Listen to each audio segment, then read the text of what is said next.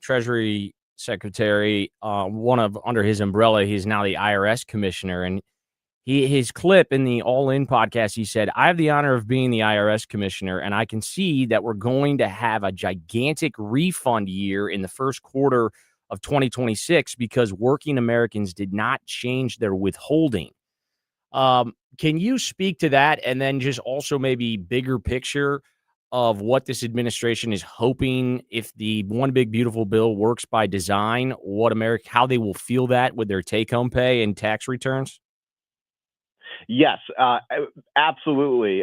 Great question. So what happened was, in the first half of 2025, President Trump insisted that Congress get the One Big Beautiful Bill, or as he's now calling it, the Working Families Tax Cut, done so that he could sign it by July 4th. That happened. That was unlike what happened in his first term when they waited until the end of the year. It was December of 2017 before they got that big that Tax Cuts and Jobs Act done. What that means is now that the IRS had time, they had the second half of 2025 to put in place all of those changes. And so when you hear Scott Bessent talk about that, what he means is that Americans didn't probably change their withholding. They are going to see record numbers of money deposited back into their account come tax season. So that means the first couple of quarters of the year will mean that the American people are going to have more money that they can spend that they wouldn't traditionally have had in years past. And so I think that that's why the Trump administration is so enthusiastic about what that potentially means for economic growth. Of course, we just had the great numbers last week, 4.3% GDP growth. We've not hearing about all of the companies that are going to be investing and opening up manufacturing opportunities in our country in 2026. So I think that President Trump is hoping that, despite what we were just talking about with Congress not getting its act together, that there will be so much economic good news that maybe voters will not necessarily hold them as responsible and will give President Trump an opportunity. Very interesting. We'll see how it all plays out. In 15 seconds or so, do you predict that the government will shut down again after January 31st when the spending runs out? If they don't prioritize passing those spending bills as the first thing in January, yes, I think we're probably headed to another shutdown. Very fascinating stuff. Rob Bluey, president and executive editor of the Daily Signal. I was just bragging on the Signal Sit Down. That's a great long-form podcast that Bradley Devlin has for you all up there. Well, I'll let Bradley know, and thanks for hosting for Vic today. Good to chat with you. Always a pleasure. Rob Bluey, thank you. Have a happy New Year. All right. Well, some optimism. Yeah. I always love optimism going into the new year. I mean, we need it, man. We really need it. Yeah, I should try to be more optimistic. Well, we've also got to make sure that everybody's aware of what's going on, too. That's right. Good or bad. All right. Ken Williams, I'm Nate Lucas, in for Vic Porcelli on this cold Monday morning. It's News Talk STL.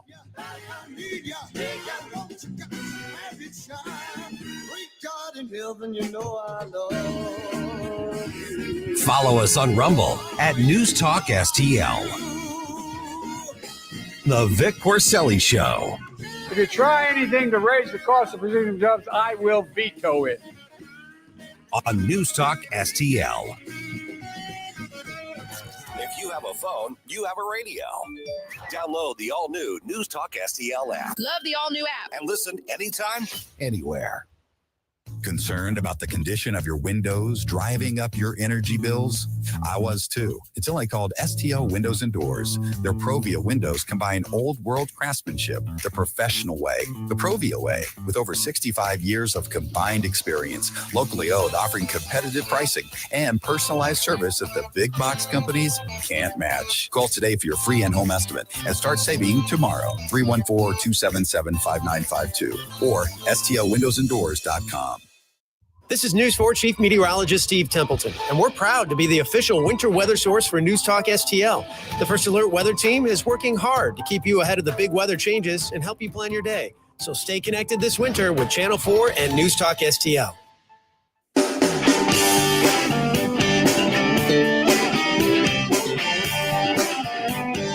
Talk lines are open now at 314-912-1019.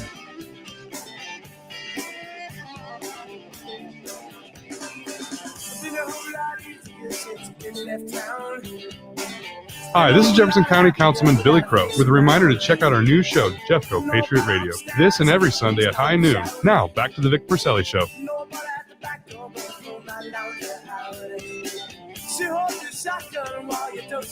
Congressman, it sounds like you're saying that inherent contempt, holding these officials in inherent contempt, or even the possible a vote on impeachment of someone like Pam Bondi. Or restricting funding. Yeah, or restricting funding. It sounds like, though, that may not happen until or if Democrats actually win the House in 2026. Is that right? Yes, and so we have to telegraph that that's what we are willing to do if we are given the majority. Well, there you go. That is Congressman Eric. What did Rush used to call him? Swallowswell? Yeah. Eric Swallowswell. So that's what we call him. And, Vic and I talk about this all the time. Democrats are so over the edge right now with President Trump, and this is a diagnosable TDS throughout the whole leadership of the Democrat Party, that if they ever get in power again, they are going to go. They are going to be no holds barred. They don't care what they're going to do. Look what they did before. Put that on steroids 10 times, and that's what they're going to do the next time.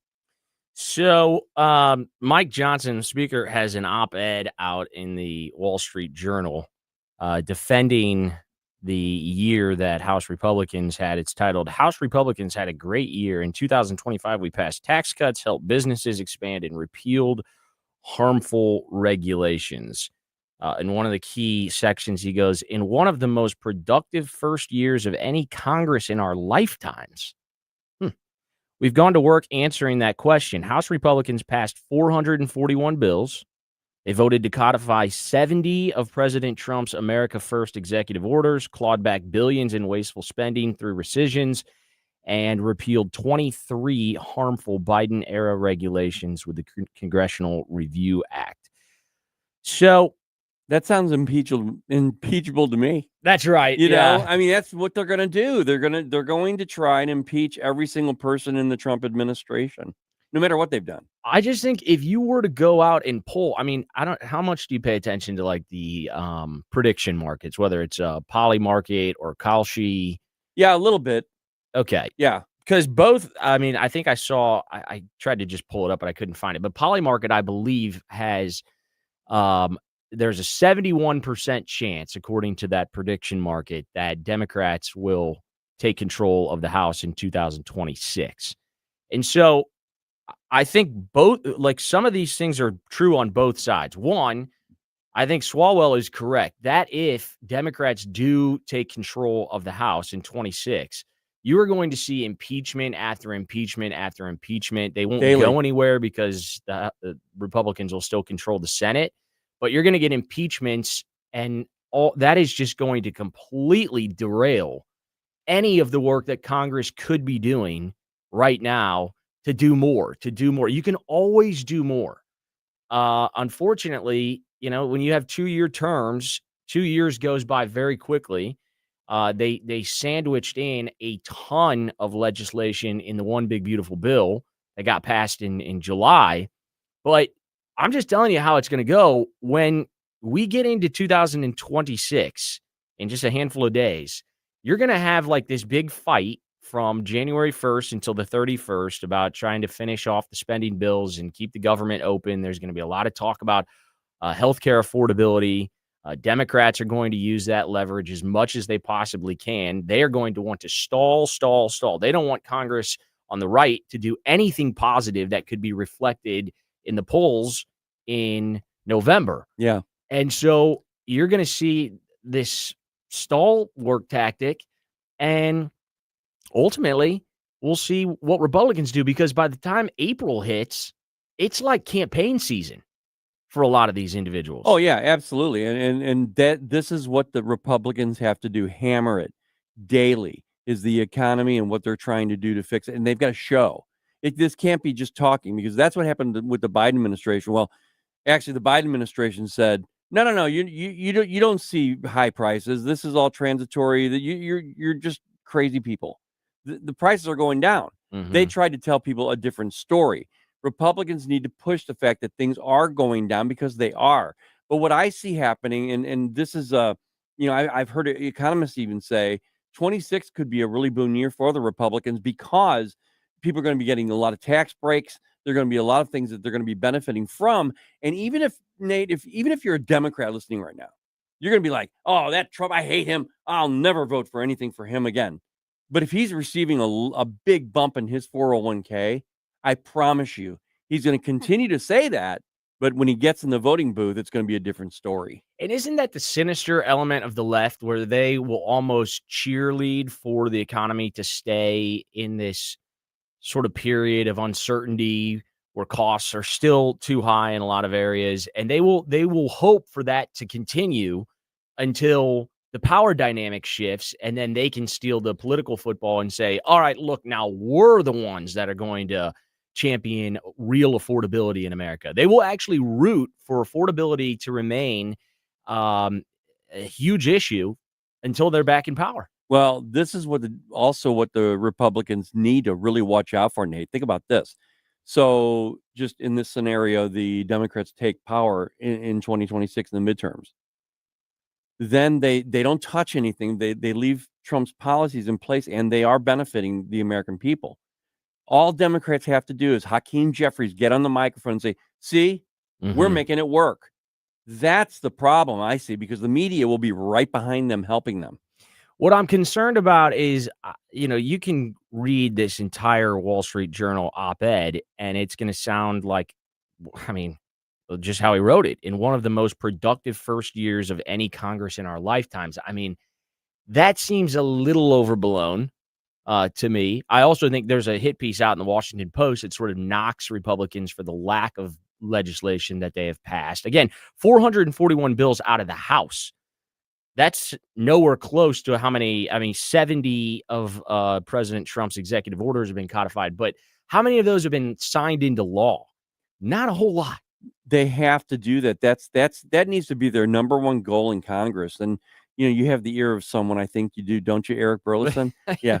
So, they need to codify these EOs. Yeah, they have to get going on these, because if you were to just go out and poll the American public right now, if they were to read this op-ed by Speaker Johnson, they're not feeling that impact yet. Now, here's a key aspect. This included the largest middle and working class tax cut in American history. This spring, the average American family can expect to see a $10,000 increase in take-home pay and a tax refund of $1,000 to $2,000 per household.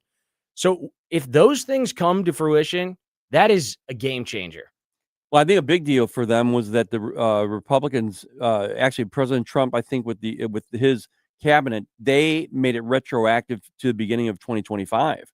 So we're going to feel this pretty much immediately. As far as if you're a taxpayer, you're going to feel this and know this. If you're just getting bennies, if you're just getting the benefits of the government, if you're like sitting on the government's teat, you're probably not going to really notice anything.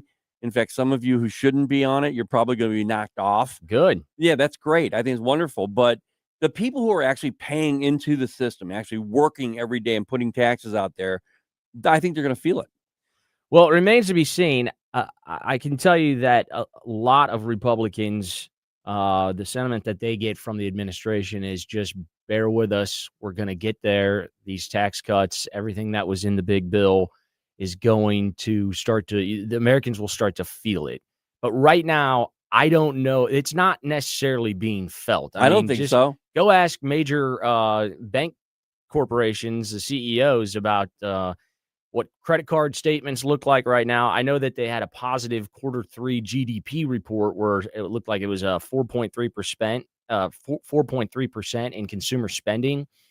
However, if you dig a little bit deeper into that, a lot of that is healthcare costs and people just driving up their credit cards. And at the end of the month, like this is what has to happen to the average American. You have to feel like you can still get to the end of the month and not be like clinging for your next paycheck. Living paycheck to paycheck in America and then watching all of this fraud get exposed in Minneapolis, like the average taxpayer, help me, I'm like, why am I even paying my taxes? What is this? Yeah. I think that we're not going to feel it right away, but I think it's not artificially being brought down either. So therefore, it's going to go down slowly but steadily. And one thing is the people, all they need to know is that you're being honest with them. This was so refreshing to me when I heard, and I don't remember who it was exactly. And I think it was Scott Bessent, Treasury Secretary. He said, we got a long way to go. We have a long way to go. Things are going down, starting to go down, and you will start feeling it. You will start feeling it. But we got a long way to go. I thought I would hear that and get angry.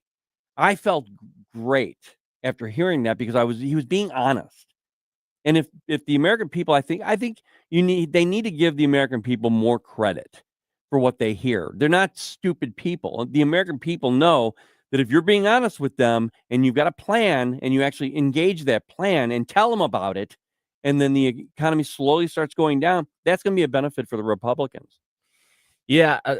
It's just, how do you get the average voter to sort of sit there and nod their head in agreement when you read an op-ed where you have the Speaker of the House saying it's one of the most productive Congresses in the nation's history. I just don't think like that message is not landing. And the trouble with, midterms coming up in next year is that with a 2-year term, like the leash is just so short. I mean, the turnaround time is so fast that they've got their work cut out for them. Because if you are a Republican voter, sure, there is going to be a block that is going to go out and vote Republican regardless, because they have their entire life. They feel like that's just the most important thing, is to vote Republican. But I think there is a large group of people that would consider themselves Donald Trump supporters, not necessarily longtime like Republican voters. Yeah. There are MAGA people, Make America Great Again people. And if they're not feeling these effects, if they're not tangible, what is their incentive to go vote for some person because they have an R next to their name? No, that's not going to work. Not me. No, and that's the rub right there. What will hit, Nate? You know what's going to hit is when prices actually start going down and we start feeling it in our pocket. That's right. You have to. It has to be a tangible effect. Has to be. Because if not, even if it's just pure apathy and you're not excited to go vote for X candidate, you sitting out, guess what? The other side, the left, they still have Trump derangement syndrome. So they can't wait to get to the polls and vote out anybody that has an R next to their name. They don't want them voted out. Folks, you have to keep in mind what we're up against. They want you dead, literally. They don't like you. They do not like you. I think the leadership in the Democrat Party wants you to be gone. And I think the majority of the base that I'm talking about, they understand that those people want you dead. Yeah, I agree with that. And they don't believe that Republicans have met the match in the war. Right. They brought a Nerf gun to a big fight. Right. That ain't going to cut it anymore. We'll take a break. It's 9:38. Stream the Vic Porcelli Show at NewstalkSTL. The Vic Porcelli Show.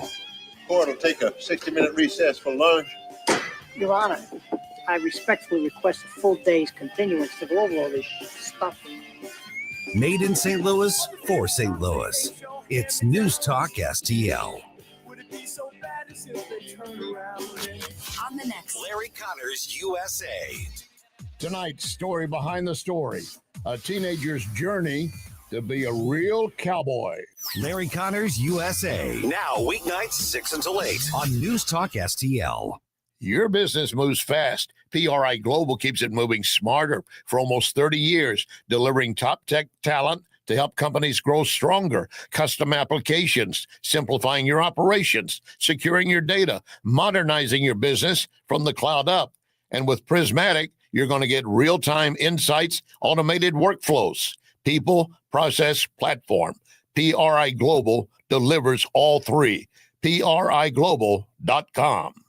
Tim Jones and Chris Arps in the afternoon. Speaking to David Stokes, Director of Municipal Policy at the Show Me Institute, tell Chris and I about Waymo, these robo-taxis. That is pretty obvious, that these cars are much safer than human-driven cars. And much like I like horses, I like humans. Dave, my God, man, they're killing cats. I'm not an expert, but I do believe in the history of America that probably some human driving cars also run over a cat. Tim Jones and Chris Arps, weekdays at 4 on News Talk STL. As veterans, we're no strangers to helping others.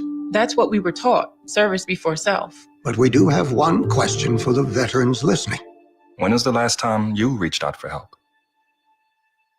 If you or someone you know needs resources, whether it's for stress, finances, employment, or mental health, don't wait. Reach out. Find more information at va.gov/reach. That's va.gov/reach. Brought to you by the United States Department of Veterans Affairs and the Ad Council. This hour, the Vic Porcelli Show, brought to you by Connor Roofing. You can count on Connor for all your roofing needs. Visit ConnorRoofing.com. That's CONNER Roofing.com.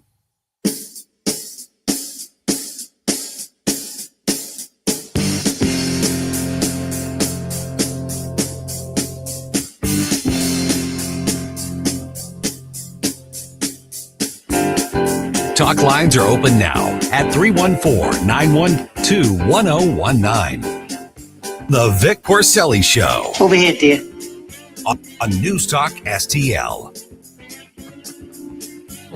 When did you play that Joe Biden clip? Was that 2 breaks ago? Oh yeah. Okay. I have to play Joe.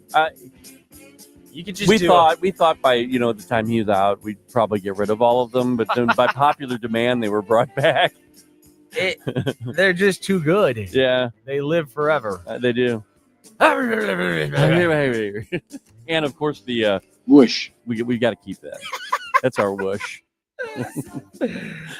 Oh, Joe Biden. My goodness. Okay. We'll have plenty of time. I want to talk to you about that Hunter Biden interview too. Oh, let's do. I've even got some audio possibly for that. He bashed his dad's presidency. He's up to something. It has to be, man. I've got. There's no way that Hunter Biden, first of all, he's only in it for himself. That's it.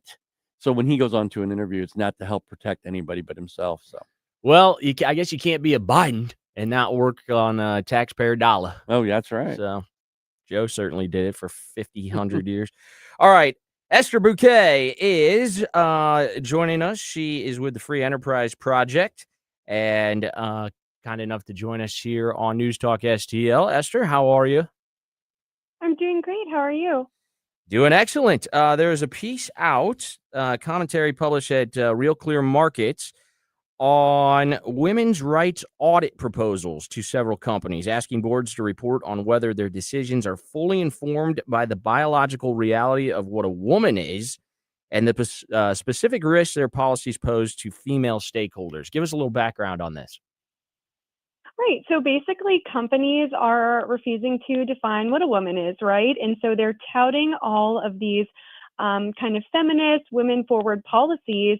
But at the end of the day, they are including men who identify as women in those policies. And that is not what many female stakeholders want. So that's kind of a little background. We're asking companies to basically define what a woman is before you tout all of these women-forward policies. That is incredible. So they're like, let's just say that they have an internal quota that they feel like they have to hit of how many women they have in their workforce, which in and of itself I would probably be against. But just in general, are you saying that corporations are including biological men who somehow identify as a female into those quotas?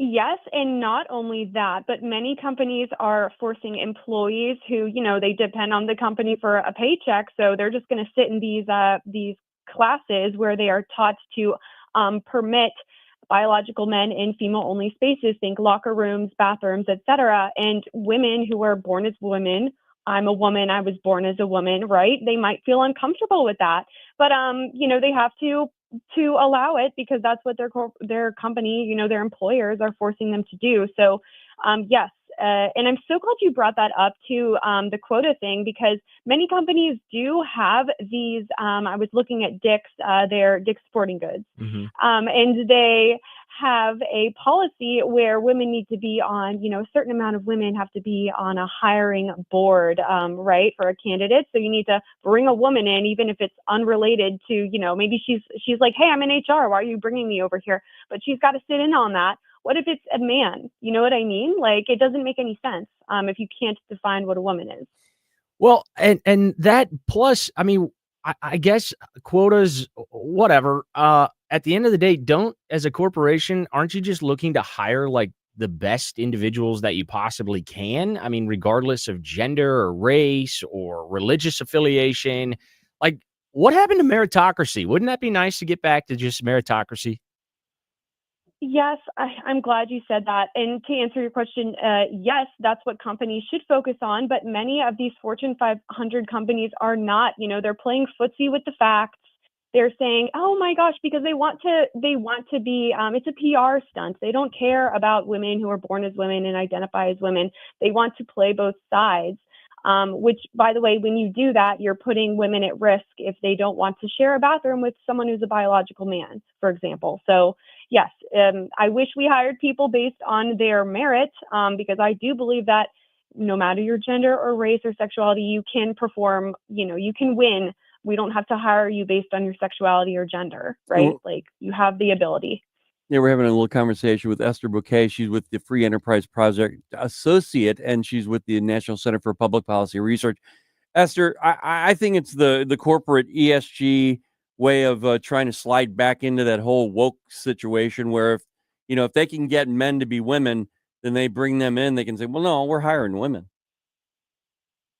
Yeah, it's insane. It's like we've turned they have all of these women's, committees and all of that these companies do. And it's like, there are men in these committees. It's insane.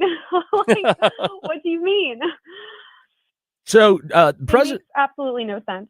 President Trump issued an executive order where he said that there are two genders in America.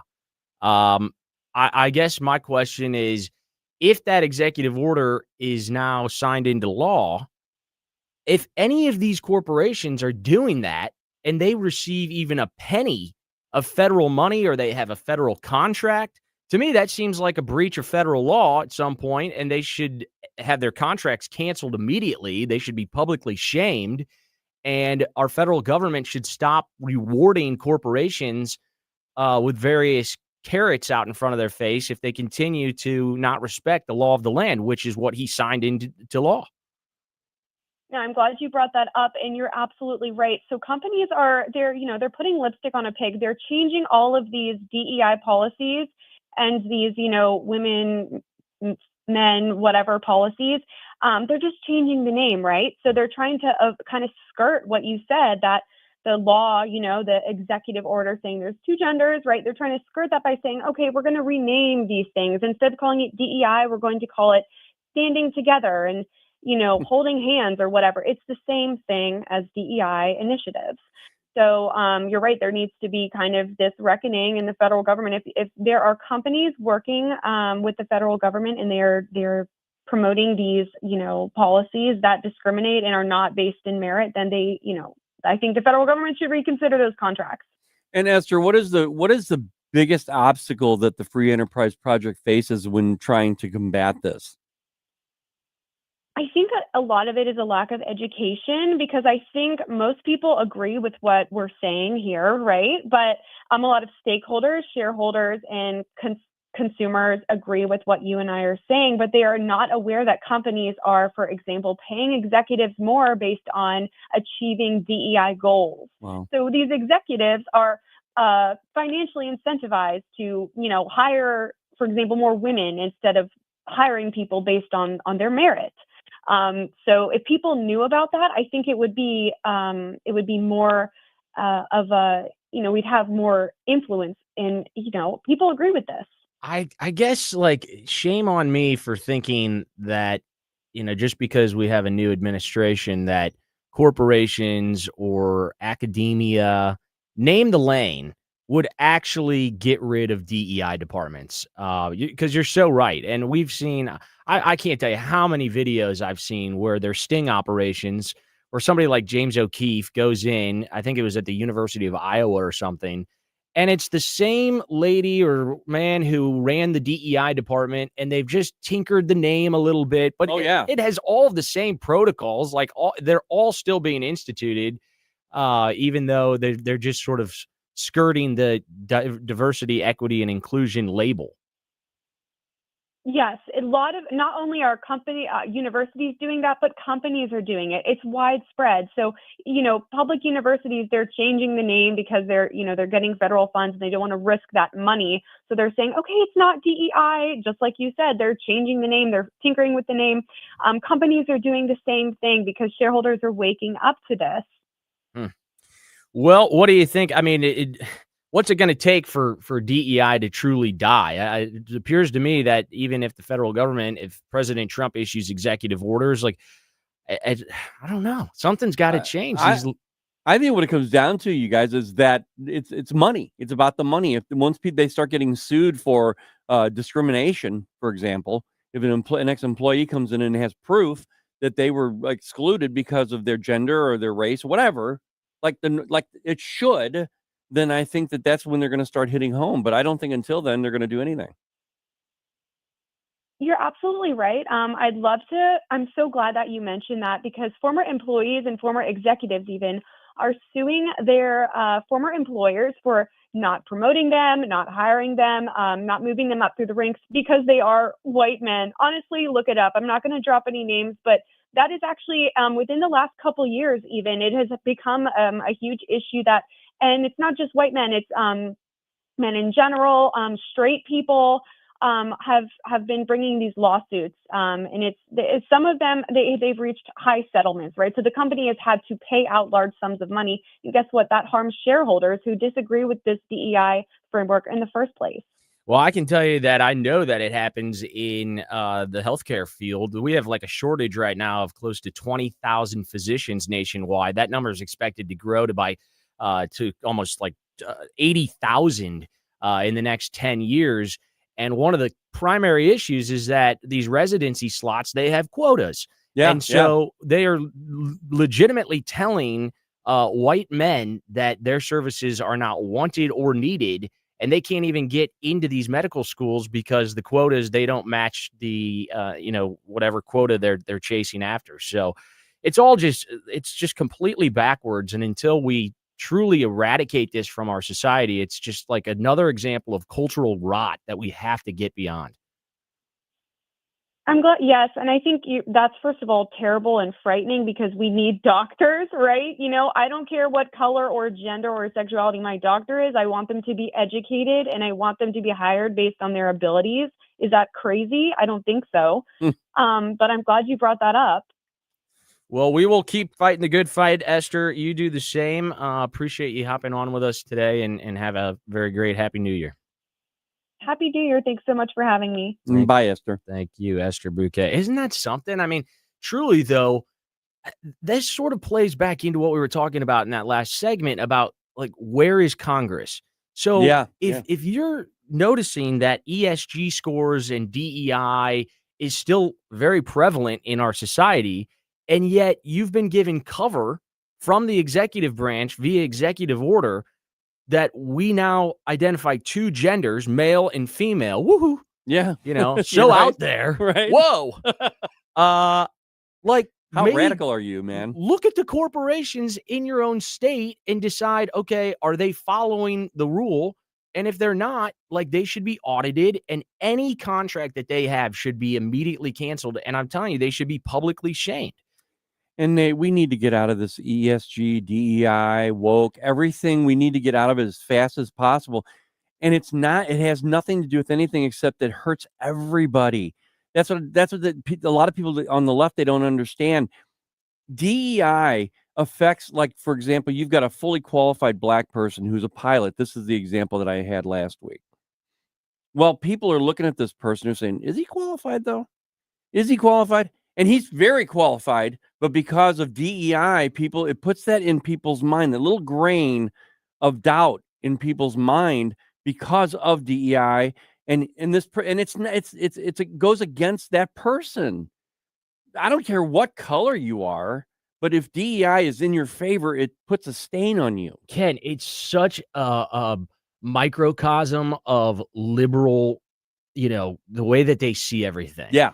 They feel like, oh, we have to introduce these standards and protocols and quotas for a hand up for everybody else. And yet in doing so, the exact opposite happens where what you just mentioned, where now you look at somebody in their role and you're like, well, did they really earn it? Or did they get it because of the way that they look or the, whatever gender they are, if they can decide their gender? I mean, it's created, even if those conspiracies are just that, it fuels those flames. Oh, it does. And I remember going all the way back to when Kamala Harris, this struck now, me. Why you got to go there? Well, because she was the first person that I actually heard try to describe equity. Oh. And when I heard her describe it, it scared the hell out of me because it was like, okay, no, meritocracy's dead. And what we need to do is we need to pick these people up. And she was showing her hands to where she was making them even. And said, everybody needs to start here. And I was thinking, but that's not the way human beings are. But yet the DEI, the equity part of it is everybody has to start right here, no matter how you get them there. Even if it means, discrimination, it's for the greater good, everybody. Mm-hmm. So DEI, equity, okay, we start there. And then that creates that stain. DEI is quite possibly the dumbest policy that this country has ever seemingly been wrapped in. And it's in every element of our culture. And I think what's weird, too, is that, like I said, the sting operation, I'm pretty sure it was James O'Keefe, where he went into the University of Iowa and he just busted the DEI director who was sitting there, and she's just going on and on about how sneaky they have been to skirt federal law. And they brag about it openly in your face. Like, see, we're still doing it. Yeah, we're moving people to different offices. We're changing their titles. I remember that whole thing. We went from the third floor to the fifth floor. I got a better window view. Right. I mean, and instead, because it's become so difficult, I think, to fire people these days with all of the litigation that, you can't just fire the DEI director because she's a loser. Right. No, you have to find for-cause reasons. But I think that is but maybe the deeper element here is that the institutions in higher ed and academia, they actually believe in DEI. Yeah, well, that's where we got to start. That we have to get rid of DEI, period. Well, that would meritocracy, be good. my friend. Bring it back, meritocracy. Let's go. That's a New Year's resolution for all of America. Right. Instituted by Ken Williams and Nate Lucas. In on the Vic Porcelli Show on NewstalkSTL.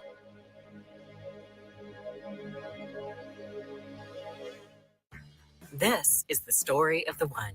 As a custodial supervisor at a high school, he knows that during cold and flu season, germs spread fast. It's why he partners with Grainger to stay fully stocked on the products and supplies he needs, from tissues to disinfectants to floor scrubbers. Also that he can help students, staff, and teachers stay healthy and focused. Call 1-800-GRAINGER, click Grainger.com, or just stop by. Grainger, for the ones who get it done.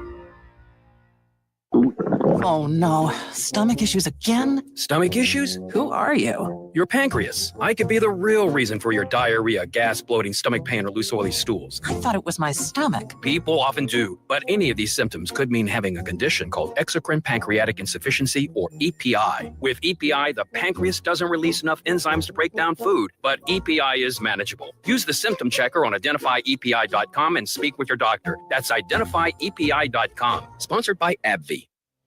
Hi, this is Mark Harder with RE/MAX Results, the region's largest RE/MAX real estate brokerage. It is cold outside, but the real estate market is hot. This is a great time to buy or sell a home. Interest rates are also declining, which gives you more buying power. Someday is not a day on the calendar, but today is. Call me at 314-852-8933 for a free custom home buying plan. 314-852-8933. KLGY HD3 Clay, K270BW Bellefonte, KNBS Bowling Green. This is News Talk STL at 1019, 94.1, and always streaming at NewstalkSTL.com. Breaking news this hour from Town Hall. I'm Rich Thomason. Could the new year bring an end to the war in Ukraine? President Trump is sounding cautiously optimistic.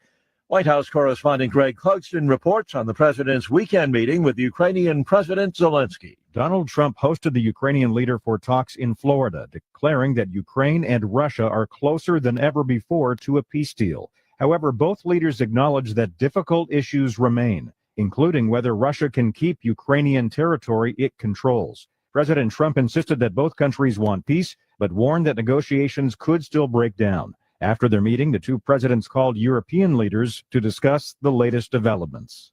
Greg Clugston, Washington. Today, President Trump is hosting Israeli Prime Minister Netanyahu at Mar-a-Lago. The two leaders are discussing implementation of Phase 2 of the Gaza ceasefire agreement. China once again flexing its military muscle off Taiwan, with its Army and Navy conducting live fire drills off the self-governed island that Beijing claims as its own. Officials in Beijing say the purpose of this move is to warn against what it calls separatist and external interference forces. But Taiwanese officials say they're placing their forces on alert. They also call the Beijing government the biggest destroyer of peace. The drills come after Beijing expressed anger at American arms sales to Taiwan. Correspondent Andrew Stewart says Taiwan is warning that the Chinese exercises will affect commercial air travel. Tens of millions of Americans are under winter storm advisories, watches, or warnings as a potent winter storm moves across the upper Midwest and the Great Lakes, with the Northeast next in line. Along with lots of snow, the storm is packing fierce winds and dangerously cold temperatures. The Dow down 227 points. More on these stories at townhall.com.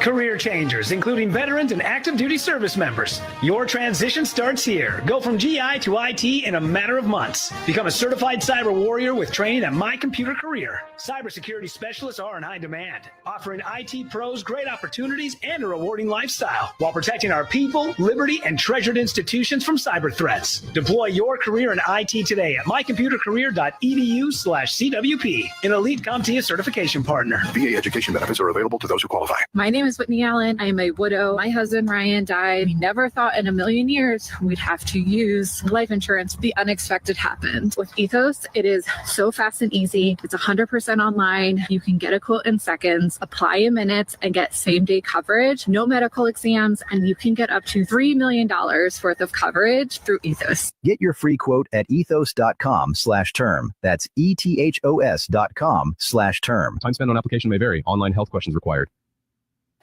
This hour of News Talk STL is brought to you by Rodney and Jen Wallner and the entire Wallner home selling team at Berkshire Hathaway. Call them today at 314-810-SOLD. 314-810-SOLD.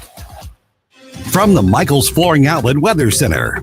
From a record-breaking high of 78 degrees yesterday down into the teens this morning. This is a deep winter plunge. And winds are still gusty, too. Wind chills this morning near zero, feeling like 10 to 15 degrees this afternoon. Partly cloudy with an actual high of 27 as the winds do slowly ease through the day. Mostly clear tonight. Another cold one, but not nearly as windy, down to 17 for the low. A slow warm-up for Tuesday and Wednesday. The high tomorrow at 36. From the First Alert 4 Weather Center, I'm meteorologist Matt Chambers. Vic Porcelli. Come on, you're Italian. You understand. Every day is a busy day all of a sudden. You talking to me? You talking to me? Tough and smart, and I love Italian, so he's definitely Italian. At least I have this show to come and talk about it and let some stuff up. What kind of a show are you guys putting on here today? The Vic Porcelli Show. All right, hour number 2. I'm Nate Lucas in for the legendary Vic Porcelli. How's it feel sitting in that big chair? I don't know if I'm worthy. You are, absolutely. You're nice, Ken Williams. We are back from the Christmas holiday, and this is a weird week because New Year's is on New Year's Day is Thursday. Yeah, New Year's Eve is Wednesday. Yeah, and New Year's Day is Thursday. And then Jeff Allen, the ownership here at News Talk STL, were so kind to let us do a best of show. Oh, a best coming up of this Friday, so that's pretty cool. Well, there's plenty, I'm sure, to choose from. Oh yeah, there's a lot of good stuff.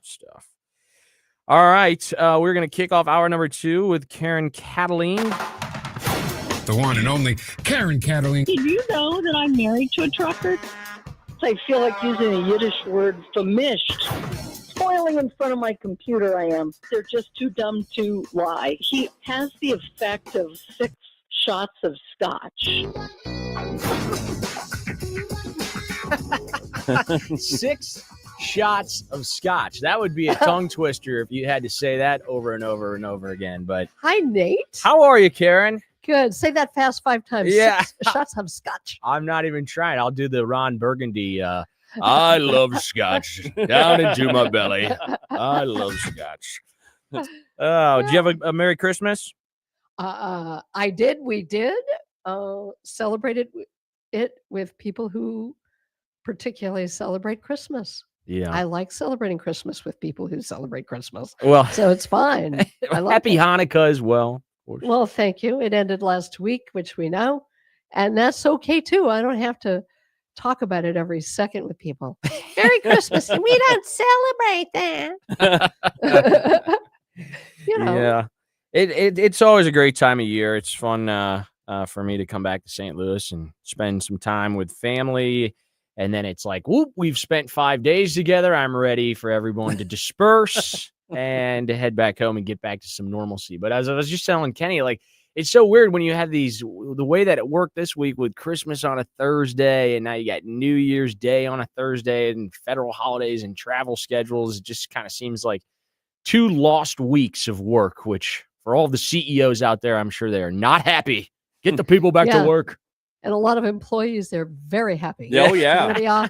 That's when everybody says, you know what? There's this many days off. I'm taking the whole week. Yeah, and then silly folks like us, we choose to pick up extra gigs, like come in and host a radio show or something. Yeah. Absolutely. Yeah, and Vic loves it because it fell on those days like that. And he's like, well, maybe I could take those days off. Yeah. So Vic, essentially, he's out till like the new year. I saw somebody on social into it. I saw somebody on social media put out, like, if you're smart, this is how you will use your PTO in 2026. And he put out this the whole year of how you can turn it into, like, I don't know, 12 or 13 very long weekends, depending on. That's the danger, though, because if too many read that, everybody's taking it off on those days. Right. Crazy. Right. Nobody's working during these days, which isn't it true that a lot of people, they get into the vacation mood 5 days before they actually take a vacation and their brain is not quite at work. Yeah. Vacation brain. Yeah. I told Vic on here the last day he was on. I'm like, yeah, you have vacation brain. And he said, is that what it is? Yeah, that's what it is. I suffer from vacation brain, I think, just in general, but what are you going to do? Karen, I saw you had a piece on your website, KarenKataline.com. This is back from... Ooh, thank you. He's such a pro. This is back from October. But it's about too many Americans ignorant about victims of communism. I think that is something you could just like pin that to the top of your page, because it should be must reading, I think, for any of these young individuals that don't know a whole lot about communism, and they should truly do a history lesson on communism before they decide to like vote for them. Yeah. Absolutely, Nate. That's a show I did way back in October. And every time I do a new one and there's still stuff that I have yet to put up, I look at it and I see the picture and I see the headline and I say, I'm keeping it there. Because it is so seminal to the problem that we're seeing and facing. If it's no accident that when the Democrats took over our education system, which they did a long time ago, they didn't just put in an acceptability of communism. They took out any, sadly, tragically, education about what our wonderful system is about and why it was designed the way it was. This whole country is based on trying to prevent tyranny and authoritarianism. And there's too many kids who have and adults too, have no conception of what communism has done in the world, about how many people walked away from everything in their lives to escape communism, and so many millions more never did, were murdered, genocide. They don't know. They haven't been taught. Horrible, isn't it? Yeah, it's absolutely disgusting. And then to think that it has infiltrated our schools. I know the House recently just passed several bills that sort of is going to make it tougher if it's a public school to incorporate some of the communistic lessons, let's just call them. But I don't know if most Americans are aware of just how much of that ideology has infiltrated our education system at a very young age, and it's and it's deceptive too. And they don't know it because they don't know the basic principles of communism, even insofar as categorizing us all into these tribal groups, black, white, male, female, white, all of it is to collectivize us all and to destroy the individual. I might say that the reason that is there on my website is because the man that I interviewed is from an organization that I learned about, sadly, very late in life. One of my dear conservative friends sent me something, and the organization is called Victims of Communism. And it is in Washington, D.C., and Congress is the entity that initially funded this museum and this charitable concern. If you're looking for a charity, it's a really good one. And Victims of Communism exists to educate people, and that's what that interview was the CEO of the organization Victims of Communism in Washington, D.C. Now, who would have thought, our grandparents and parents and others, who would have ever believed that there are people in our Congress and elected office and even a few presidents who were not so hostile towards communism and may even, in fact, have been trying to bring it about in this country. And if you don't know what it is and what the goal is, you'll never recognize it when you see it. So I guess let me try to back up a second, because we're watching an internal fight on the right. Anyone who is invested in politics, on a day-to-day basis, if you're on social media, you see what's happening. I think we saw it pretty out in front at even America Fest out in Phoenix last week, with various people on the right attacking other various people on the right.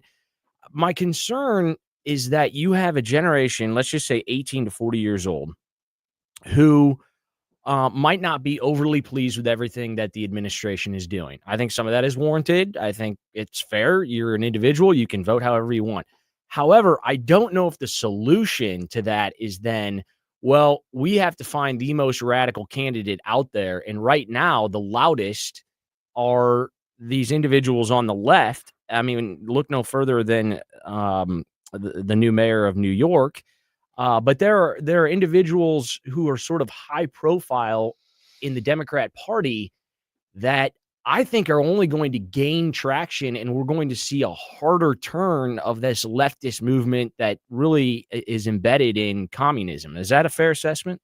Oh, gosh, yes. And when I do believe that, and the people who want that power, who believe it exists in the young, they want to get rid of the old. Well, first of all, the old people they want to get rid of are much more ideologically communist on the left than they understand. They were just keeping it quiet. They knew how to do it quietly. Now the younger generation are very loud and noisy about their communism. I don't know how that's going to shake out, of course, and we're all watching it. But as for the left, the right, well, we're watching that too. And while I don't know, because I keep getting sent these articles about, that's on my website too, is there really a woke right? And what does that actually mean? And what is the split? Or is it something that everyone else is talking about and there isn't one? Well, the thing that I suspect most strongly is that the left and other quite sinister people who've wanted to destroy the so-called MAGA movement from its inception and have tried everything and failed, have centered on an issue that threatens to destroy the MAGA movement, if you want to call it that. I just call it whatever you want to call it. And when you have people claiming to be conservative who have people on their show who love Stalin and Hitler, that ain't conservative, number one.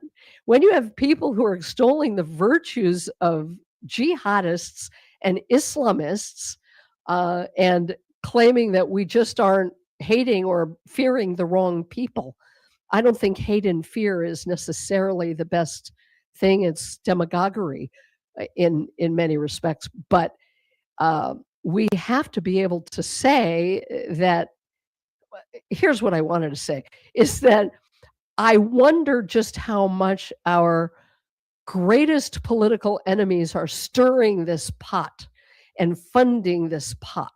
I don't know it for a fact. In fact, Nate, I'd love to hear from you as to what you think about it, because now it's out there on the table. People can see it, and everybody has an opinion about it. They certainly do. I think where it gets tricky is that there's so much information readily available online. I hate to say it, but traditional mediums have sort of built their own grave, so to speak. They are no longer trustworthy. You tune into any of the network news, and it's just, it's pathetic. And so you then begin to look for independent news sources. I found some that I like. They might be too radical for some people. I know it doesn't matter. The point is that those platforms are growing and they have massive influence. And so if you have let's say you have a 25-year-old, male who feels like they did all the right things. They got a high school degree. They went to a 4-year college. They have this degree. They've been told that now they can go into the workforce and get a living wage and make a good paycheck and get married and have children and own property. And right now, that's not the case. You've got a 25-year-old who is probably living with his parents, can't afford a home. The first-time home buyer in America is like 40 years old. They don't understand our healthcare system. They don't really understand how the economy works, and yet we always use phrases like GDP and the stock market and those things to truly measure the economic welfare of America. And so they feel like they've done all these right things, and they're not being, the reward is not there. It's just not there. And so it's opening the door for anything that isn't solely focused on America first to be criticized. And that opens the door for a lot of various things. Yeah, well, there's a lot there. If I were the host, I'd say, let's unpack this, which we don't have time to do. But one of the things that I thought about while hearing you speak was that one of the most sinister tactics the left uses is to impose and to weasel its way into every aspect of our lives with its cultural and economic and social Marxism. And then when things go to hell, which they invariably do, all leftist cities look alike. They're hellholes with, we all know what they all look like, and they all look the same now. Denver looks like San Francisco now because they're imposing the same thing. Nobody ever thinks to say, you know what? That's not really working if you want to help people live good lives. But what happens is they destroy things, and what do? They blame capitalism. They blame America when they've gone about destroying America. And what you're seeing in the job market, and that young people can't afford a home, is mostly because of mucking up our free market system with the kind of social Marxism, and we could go into great detail, that the left has imposed.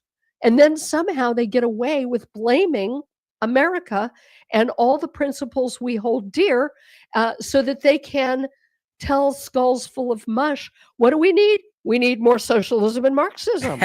Well, I've been listening to both of you, both your stances on this, and I can equate it to back when my daughter was going to school during COVID. And she said, oh, I'd love to stay at home and go to school at home. Everybody thought, oh, this is such a great idea. This is going to be so groundbreaking. And then once she was home for a couple of weeks, she's like, Dad, I hate this. I cannot do this. And so, well, you got to stick it out.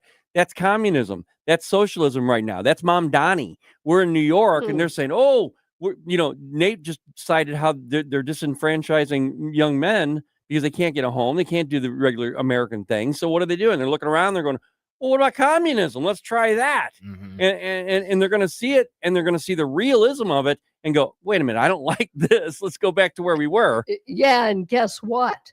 Just like in COVID, once you accept the jail, getting out of jail is not voluntary. Yes, ma'am. Yes, you don't get out because, hey, I think I don't like this. Guess what? Once you have made your prison, then there are people who are going to be very happy to throw away the key. And we look really stupid when we say, warning, warning, warning, Will Robinson. They say, oh, you stodgy conservatives. What do you know? Yeah. And we're saying, God, I wish you did know what we know. I don't think anything radicalized me as much as COVID, because it was in that moment where, you literally had some places asking for your papers to show your vaccination status.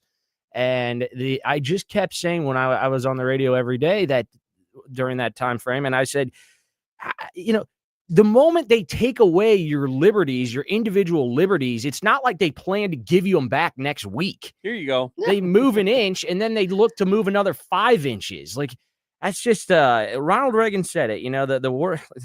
What is it? The 9 most dangerous words. I'm from the government and I'm here to help. Like, if people just need to take more responsibility. He also said that tyranny is never more than 1 generation away. And in our case, it was less than 2 weeks away. Oh, it'll only be 2 weeks. Yeah. No, it wasn't. 15, Nobody's been held accountable for that yet. 15 days to slow the spread. And many of those individuals, I think, are still embedded in our government, in the National Health Institute, or wherever they're at. They're lurking. They haven't purged those. And they haven't been held accountable for the maliciousness. Nate, you and me both, baby. We're going to stick it out and stay here until somebody gets held accountable. And I know a lot of other people feel similarly. And by the way, Nate, Karen Kataline is going to be guest hosting for the Vic Porcelli Show tomorrow. Sweet. Well, I'll be tuned. Should we have you on as a guest just for Turn On His Fair Play? Why not? Anything you need. Anything you need. I'm happy to help. Thanks, Nate. All right. Thank you. Karen, be well. All right. Thank you. Take care. Bye, Karen. KarenKataline.com. Yeah. And she's real active on X as well. And I just noted, as we're talking about the young people in communism, I just looked over at her X account, and she posted not too long ago, actually, young people aren't being taught about what communism does to the soul. That's so important. Well, we got to get them out of our education system. We do. They've infiltrated grade schools through high schools and, of course, on college campuses across our nation. Yep. All right, we will take a break. It is 10:24. He's Ken Williams. I'm Nate Lucas on the Vic Porcelli Show on NewstalkSTL. Stream the Vic Porcelli Show at NewstalkSTL. You're listening to the Vic Porcelli Show. I think it was President Reagan said, we're from the government. We're here to help. I think you all know that I've always felt the 9 most terrifying words in the English language are, I'm from the government and I'm here to help.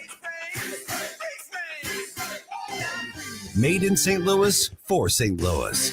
It's News Talk STL. This is 101.9 and 94.1. Female millennial Trump supporter. I listen to it like every day. Like, seriously, you get it. News Talk STL.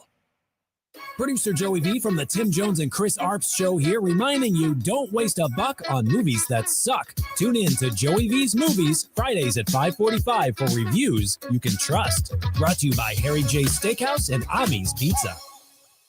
Connor Roofing. You can count on Connor. Connor Roofing is now a 2-time winner of the National Best of the Best Award for customer satisfaction for roofing, storm damage restoration, siding, gutters, both residential and commercial. Please visit ConnorRoofing.com for an estimate. And remember, you can count on Connor. Is diabetes keeping you from enjoying life's special moments? At US Med, we understand the challenges you face, and we're here to help. With US Med, I can finally manage my diabetes without it managing me. US Med offers a wide range of services to simplify your diabetes care. Personalized care plans, convenient access to cutting-edge diabetes tech, and knowledgeable support. Plus, we'll check your insurance so your diabetes care may be covered at little or no cost to you. With US Med, I feel confident and control of my diabetes. I can finally live my life to the fullest. Don't let diabetes hold you back. Choose US Med and experience better birthdays, better adventures, better anniversaries, and better everything. Call now. US Med. Better service, better care. 800-515-2380.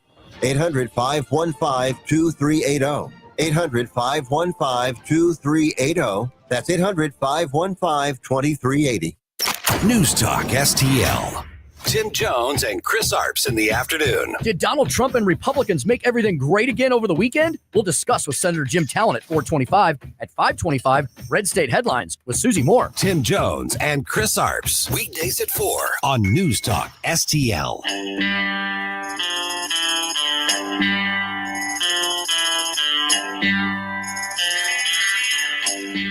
Talk lines are open now at 314-912-1019. The Vic Porcelli Show. Be cool, honey bunny. Be cool. Made in St. Louis for St. Louis. It's News Talk STL. Is that still, though, stilted towards the upper income brackets? Is it that K-shaped economy some people talk about? Our team looks at this. Yes, the growth rate difference is higher, but all the third, all 3/3 are growing. And so you think that'll continue? Yeah, and that's been continuous. And so that's the question. They grow at different rates, but they're all growing, which all means they're putting more money in the economy than they did this time last year.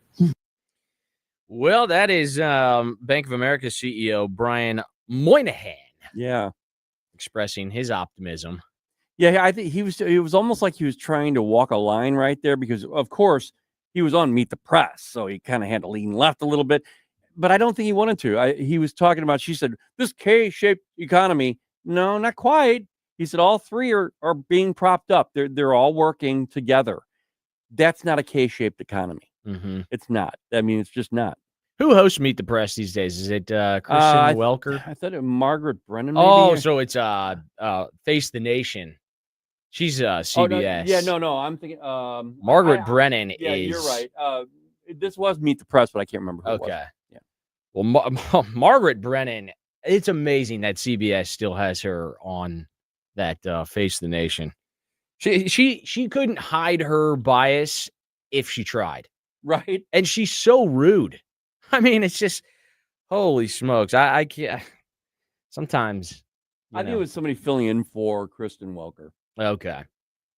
I mean, Welker's a hack too, but at least she seems a little bit more prepared. I don't know. They all tried this like gotcha journalism. And then it's like, you know what the gotcha journalism would be? Go do what the 22-year-old kid just did up in Minneapolis and expose $110 million in one day of fraud. Yeah, do it. Kristen Welker, she's calmed down a little bit. What she'll do is she'll ask a question and then she'll raise her hand and like almost go, while the person's talking. It really aggravates me. Well, what was the meme? I think it was with Margaret Brennan when J.D. Vance went on. This was early in the administration, and he just used the phrase like, I don't really care, Margaret. Right? It's like my favorite thing of all time. Yeah, that's a great meme now, too. They had a meme after that, and they've used it till then. Where are you at on Vance? You like Vance? I like him. Yeah. Yeah. I mean, we're going to, he's not, his exposure is not like a president yet, but the things that I'm seeing of him, he's just a down-to-earth guy. And, of course, he's going to have his leanings, political leanings. He's a politician. He's got an ego. He does. He has to. That's prerequisite. But I think that what I've seen from him, he truly does care. He's coming off of what Donald Trump only cares about the American people. I don't care who you are. You want to come at me and say, that's just not true. He's trying to do things for himself. He's got an ego. He always had an ego. Get over the ego. He loves the American people, and Donald Trump wants to help the American people. And he hates, I'll tell you one thing he really hates is people who are grifting this country. He cannot stand that. And so therefore, when we talk about J.D. Vance, I think J.D. Vance feels the same way. And I like that in him. Yeah. Vance is very relatable. He is a politician, so I have to hold back like my optimism for all of these people because they say, I mean, he's a brilliant speaker. Yeah. You know, he seems to, when he is out there touting policy and reforms, he does so in such an eloquent way that really speaks to me. Whereas, you know, Trump is a little less, he's a little less articulate about like the actual policies. Right. You know, he basically just uses isms. Right. You know? Yeah. I mean, it's the best, It's obviously. the best in the world. Yeah. It's the golden age. In history. And it's like, well, okay, the golden age. I don't think you can live in the golden age and the first time home buyer average age is 40 years old. Like that has to change. What has gone down though. Scott Besson did say, or no, Kevin Hassett said it's down to 32 years old. So it has gone down. Wait, 32 years old? Yeah, to get a house. It's gone from 40, the average person. It's gone down to 32 years old. I'd need to see this data. I know. No, it has. It has. I'll show you. Okay. Let's get to, there's another clip here. This is, Moynihan again. Yeah. He's talking about how consumer spending is up. Yeah, hit that clip. We not only see it in the aggregate, we also see it in pieces. And so if you look in the aggregate, the amount spent, through the Thanksgiving weekend on, Black Friday and Cyber Monday, through all the month of November and the first part of December, it's up 4.25% versus last year's November. And so it's growing. And then if you look by terciles, 3 buckets of income levels, it's clear the people in the bottom income level and lower income levels are spending a little faster growth rate, but still growing. And then the middle and upper faster. So what they're telling you is what they feel. What they're actually seeing is spending is reasonably solid heading into the end of the year. Okay, I hear everything he's saying, but Yeah. I'm telling you right now that this sort of lingo in talking about the economy doing well in terms of the GDP is not landing. No, It's not going to land. No, it needs to be it needs to be what they feel, because he even mentioned it there. He said, well, it's what we're saying and it's what they're saying, but it's what they feel. They're not feeling it, and they're not. And that's the important thing. People need to feel that it's actually going down. You can say it all you want. Proof is, again, during the Biden administration, whatever they said, we didn't believe it. They said crime was down. Right. And when people were getting hurt more than ever. And so we need to feel this, and it needs to be in the pocket. So I would direct, there's a terrific newsletter, Daniel Horowitz, who, sometimes I worry that I come on here and people are like, man, what is his political affiliation? Because I do have a tendency to rip Republicans, but that's because they're easy to pick on because they don't do the good stuff that I want to see them do. And I know the left is not a good option. They need to grow up here. But the problem is there are a lot of people who don't, they have not gone through maybe an administration, or they've seen how the left operates. And so they're going to be drawn to candidates like AOC or Bernie Sanders in this giveaway welfare state. They're going to be like, sure, why not? They might burn the whole thing down. They might, and they don't care. But that's the new left. I've often thought this. What if I was a Democrat, just your regular working Democrat, every day, go to work, come home, and I'm seeing my party go to the left like it is and becoming socialist. I mean, their leaders right now, on this day, AOC. I will argue that Zohran Mamdani is one of the new leaders of the Democrat Party. Mm-hmm. Hakeem Jeffries, all these people, they lean so far left, they're socialists. Hakeem. Well, I can't do it. Vic likes to imitate Rush. Yeah. Hakeem Jeffries. So in this Horowitz article, it's on Substack. He puts out I think it's 4 or 5 different points that just dismantles this GDP growth. He says consumer spending is driving everything. Personal consumption rose by a whopping 2.3%, up from 1.68% in Q2. But he says most of that is from the wealthy, who are indeed doing very well. But to the extent other people are spending, they are increasingly paying higher prices for items they can no longer afford and are placing the astronomical tab on the credit card. that's a problem. That's a real problem. So in that sense, the higher GDP number is merely a redundant manifestation of inflation, and in the long run spells doom for personal debt. This is why the Trump administration, every member of the cabinet, all hands on deck needs to focus on this. And I mean, I'm talking about, you know how you focused on eggs? Everybody everybody needs to be, this administration needs to be focusing on each item and bringing them down and whatever that might be. I mean, it's not as easy. You could, my wife and I had this conversation. She said, and she's really, really good at economics. And she said, yeah, it's really easy to go up inflation. You can create inflation immediately, but it takes a lot more to bring it back down. And that's what's happening. People don't care about that. They don't care that it's difficult to bring back down, but you better bring it down, or else in 2026, Republicans, they're going to be voting Democrat. But that is why I'm so frustrated that Doge didn't work. And I think they put handcuffs on Doge. Yeah. I mean, Elon Musk, while I think the Democrats did a good job of messaging against Elon Musk, if you look at the statistics, Doge is still incredibly popular. It's like a 70-30 issue of people wanting to see the federal government downsize. Yeah. And the people inside the federal government, I can tell you, don't necessarily want it to downsize. And that's why he rubbed everybody the wrong way and he quit. I think you're seeing it right now. He'll go on X. I watch his tweets, whatever they are, his posts. And he's always talking about, see, look at, this is where they could have, this Minnesota thing he talks about all the time now. Yeah. He said, this is NGOs. This is what was happening. I knew it. I wonder if Doge just went a little too fast and furious when they Probably. first got in. And I don't know this for certain, but I do think that they were using, advanced technology to run audits inside all of the various agencies. And I think in doing so, maybe some of the algorithms of the AI that they were using to audit weren't 100% accurate. And so they were getting rid of certain entities or even good people inside throwing of the baby out with the agencies. bathwater. That's right. Okay. Now, at some point though, I think a full purge would be fine. I mean, it couldn't get much worse than where we're at right now. I just can't stand the fact that they're spending all of our money. When you have a veteran that's sitting on the streets. Yes. And Nate, we're talking billions, if not trillions of dollars that are wasted.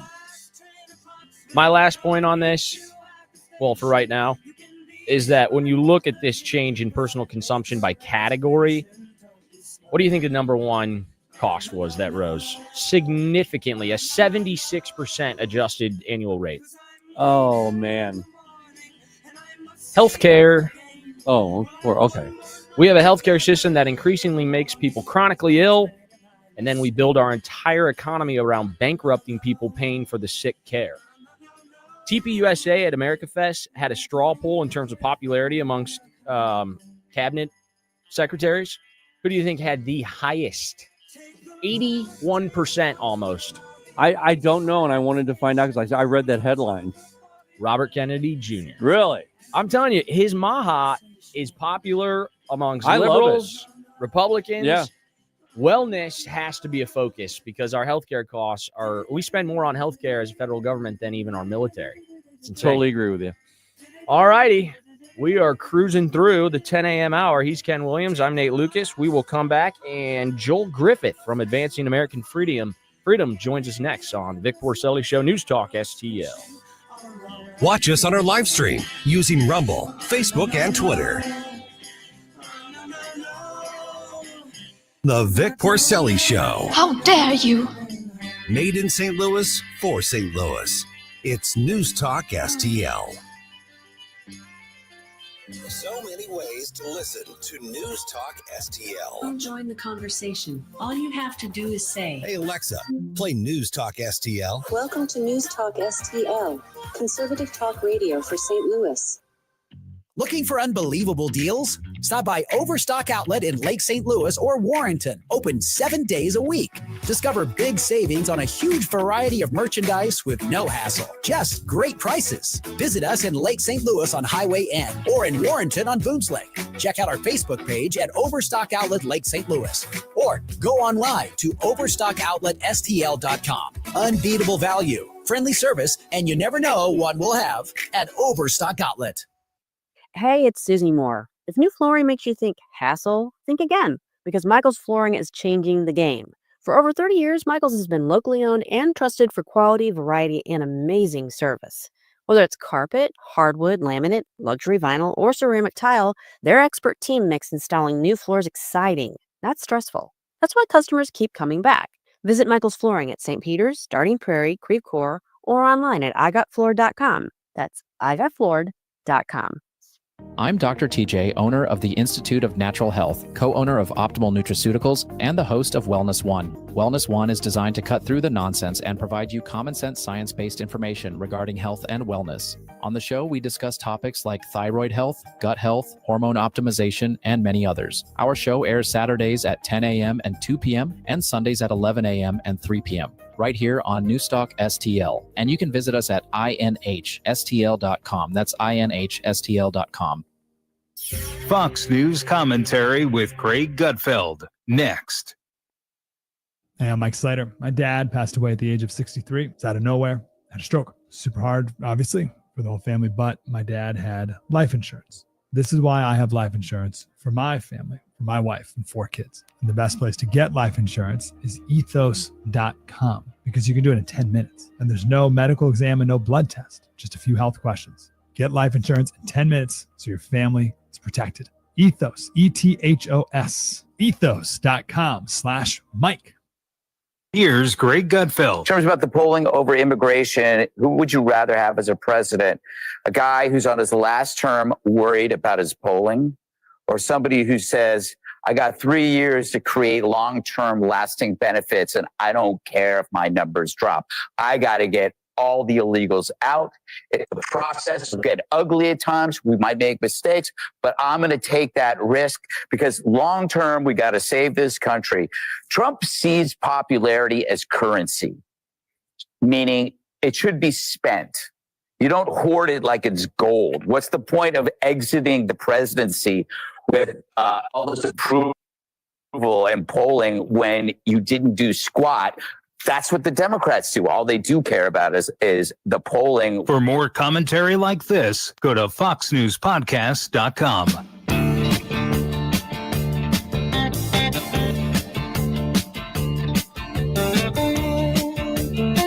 Talk lines are open now at 314-912-1019. Hi, it's Dr. Ben Carson, and you're listening to the Vic Porcelli Show on News Talk STL.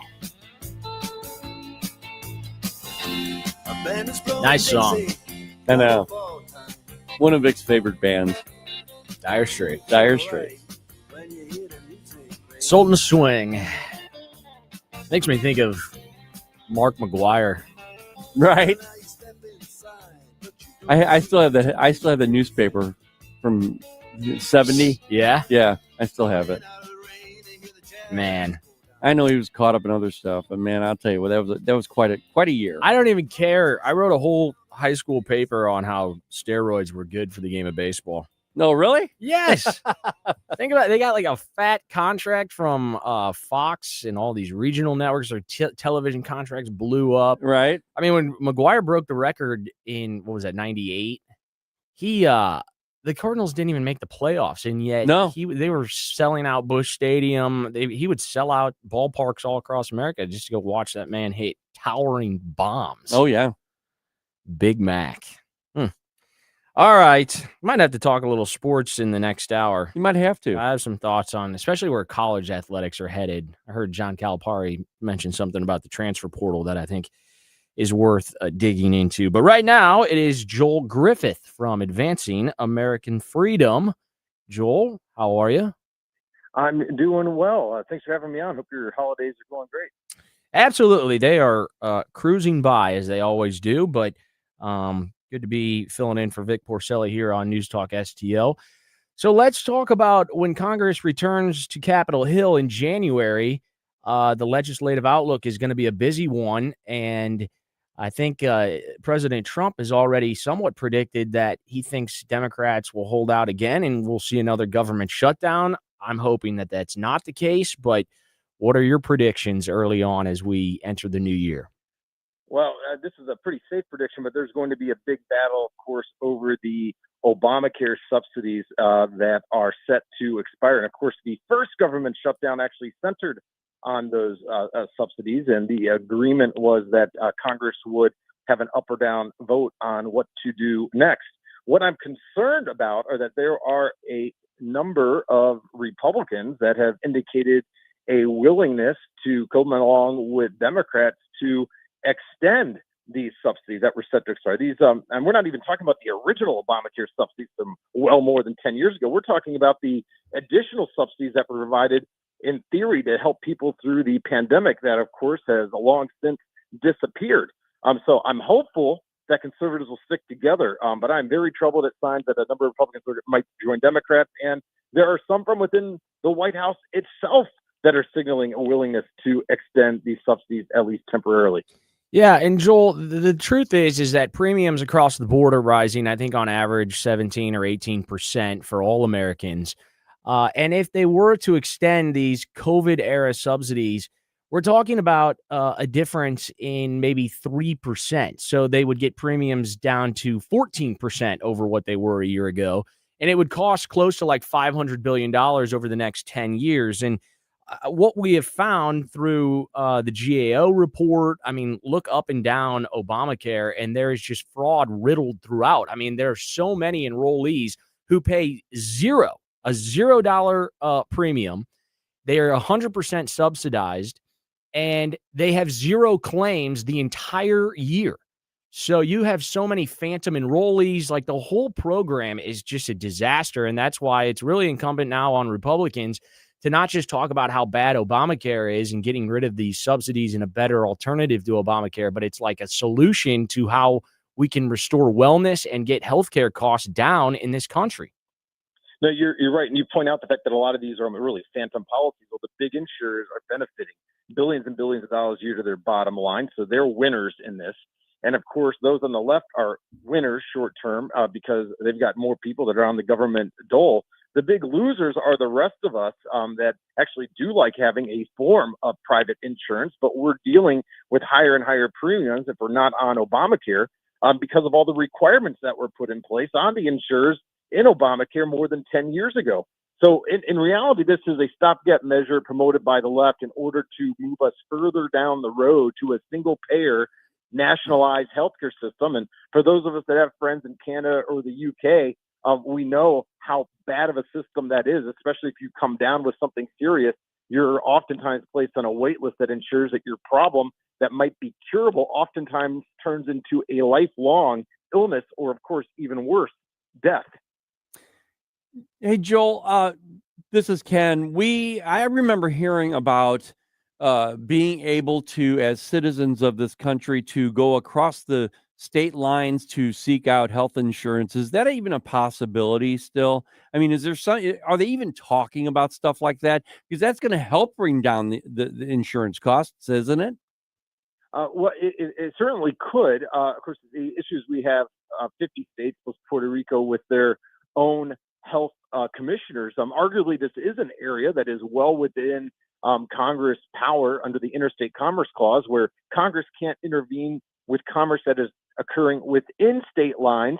But if you're talking about commerce that occurs over state lines, Congress does have the constitutional authority to intervene. And I'm hopeful that Congress will do so. Of course, what's been lost in the debate over this last year is how to undo the actual healthcare program that has moved forward under President Obama.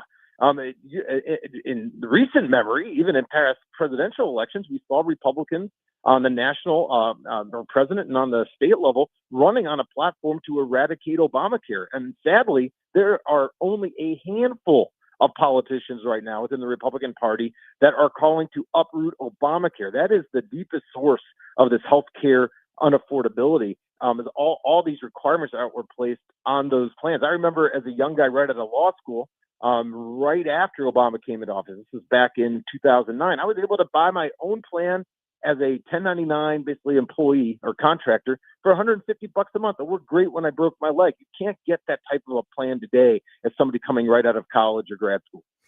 Well, Obama lied when he said that premiums would go down $2,500. And then after it was signed into law, we heard the architect of Obamacare come out and basically just acknowledge that everything they said was a lie, which makes it even more shocking that you have a handful of Republicans right now who are willing to continue this disastrous program. There's been a phrase that's been used that coverage doesn't equal care. And I think that really hits home when you can give everyone a health insurance policy, and then when they go to the hospital or they do have something where that requires them to use their insurance, they realize like, well, this doesn't really do me any good. This is pathetic. And then you walk out of there and you have no idea what you're going to be billed by the hospital. Yeah. It's a big problem where you get placed in this long wait in order to see specialists, refers you to another specialist, and that's where you end up with 4 to 6 months going by, even if you're on a so-called affordable health care plan. So do you think that, Democrats seem content, they were for at least 43 days to shut the government down.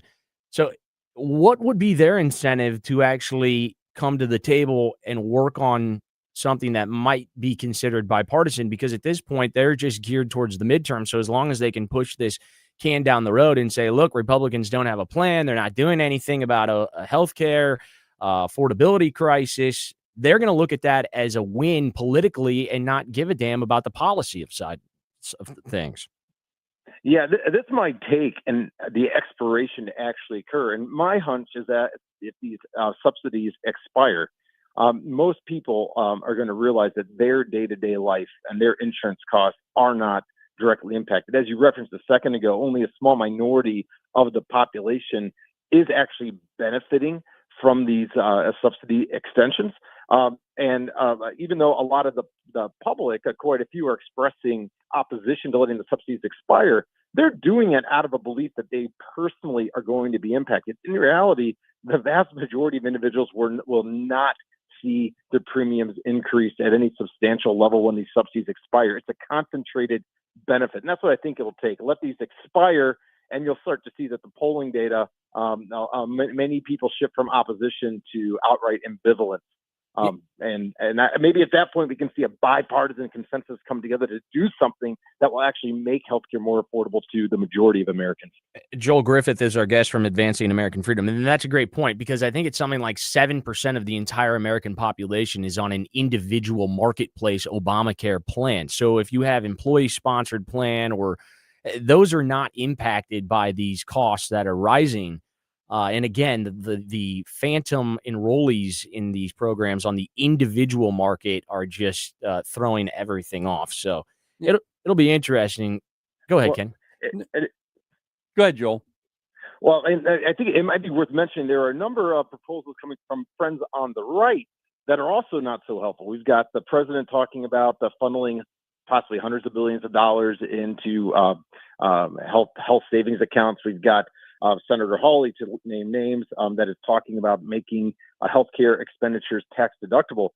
This will actually exacerbate the problem. We'll end up borrowing more federally to finance healthcare, and this won't have an impact long-term on consumers. It'll actually exacerbate price hikes. One of the biggest problems with the healthcare system is that decades ago, Congress decided to make healthcare benefits basically tax-free on the employer level. Well, this has wed a lot of people to their jobs instead of to their spouses, keeping people at employers even when there are better opportunities.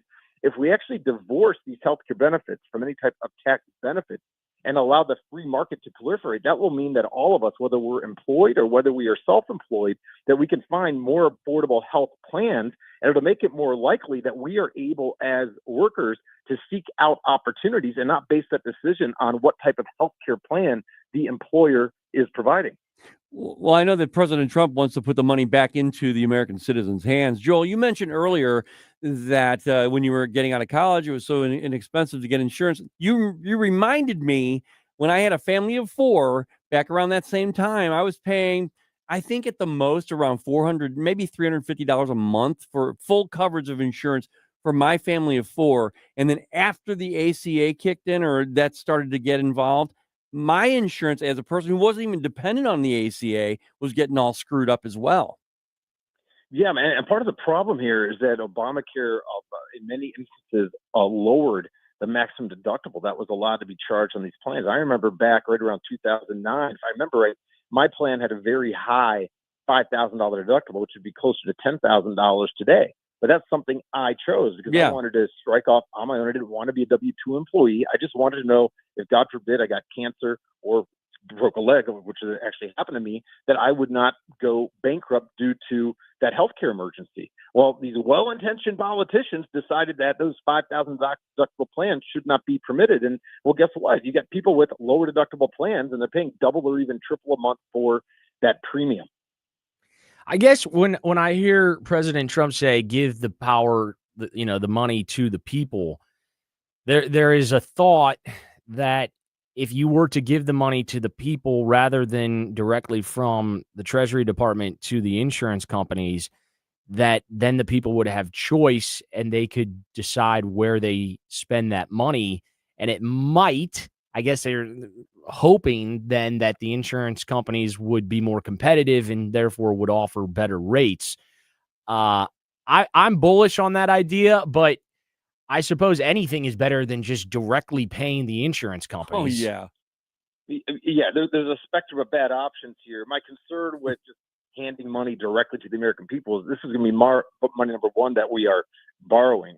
Every additional dollar we spend is borrowed at this point. But number two, we're telling people, hey, here's some more cash to spend courtesy of your fellow taxpayers, but we're still forced to spend it on a product line that has been curated by the bureaucrats in D.C. Yeah. What I want is a return to where we were pre-Obamacare, where the private sector had more of an ability to actually cater to the demands of the marketplace rather than to force all of us to pay for these products that have a lot of requirements that most of us do not demand nor need. Well, it's going to certainly be a fight all of next month. I'm not sure where it goes. And even if, the House, right before the Christmas break, they passed several bills that they touted as lowering premiums for all Americans down on average 11%. They know that that's dead on arrival in the Senate. So anything that they pass, it's going to probably take Reconciliation 2.0, but after the fight over the summer with the One Big Beautiful Bill, I don't know if any of that is likely going into 26. Yeah, I don't know if we can mention one other thing on this healthcare side, but the biggest component of GDP growth last quarter, healthcare spending. 76% growth, yeah. Joel Griffith, we appreciate it. Happy New Year. Thank you. Thank you. Happy New Year. Take care, Joel. Joel Griffith from Advancing American Freedom. We will step aside. Hour number 3 coming up next. It's the Vic Porcelli Show on NewstalkSTL. Tim Jones and Chris Arps in the afternoon.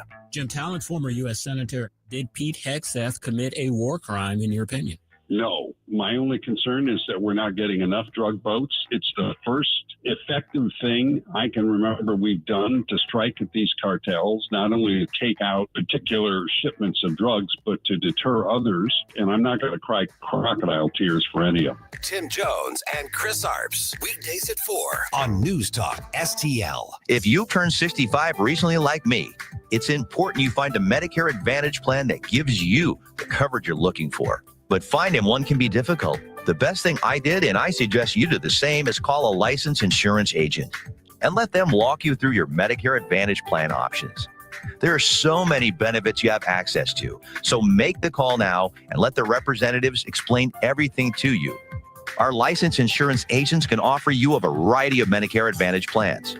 Plus, the call is free, the information is free, and there's no obligation to enroll. We're here to make it easy for you to select a Medicare Advantage plan that may work for your needs.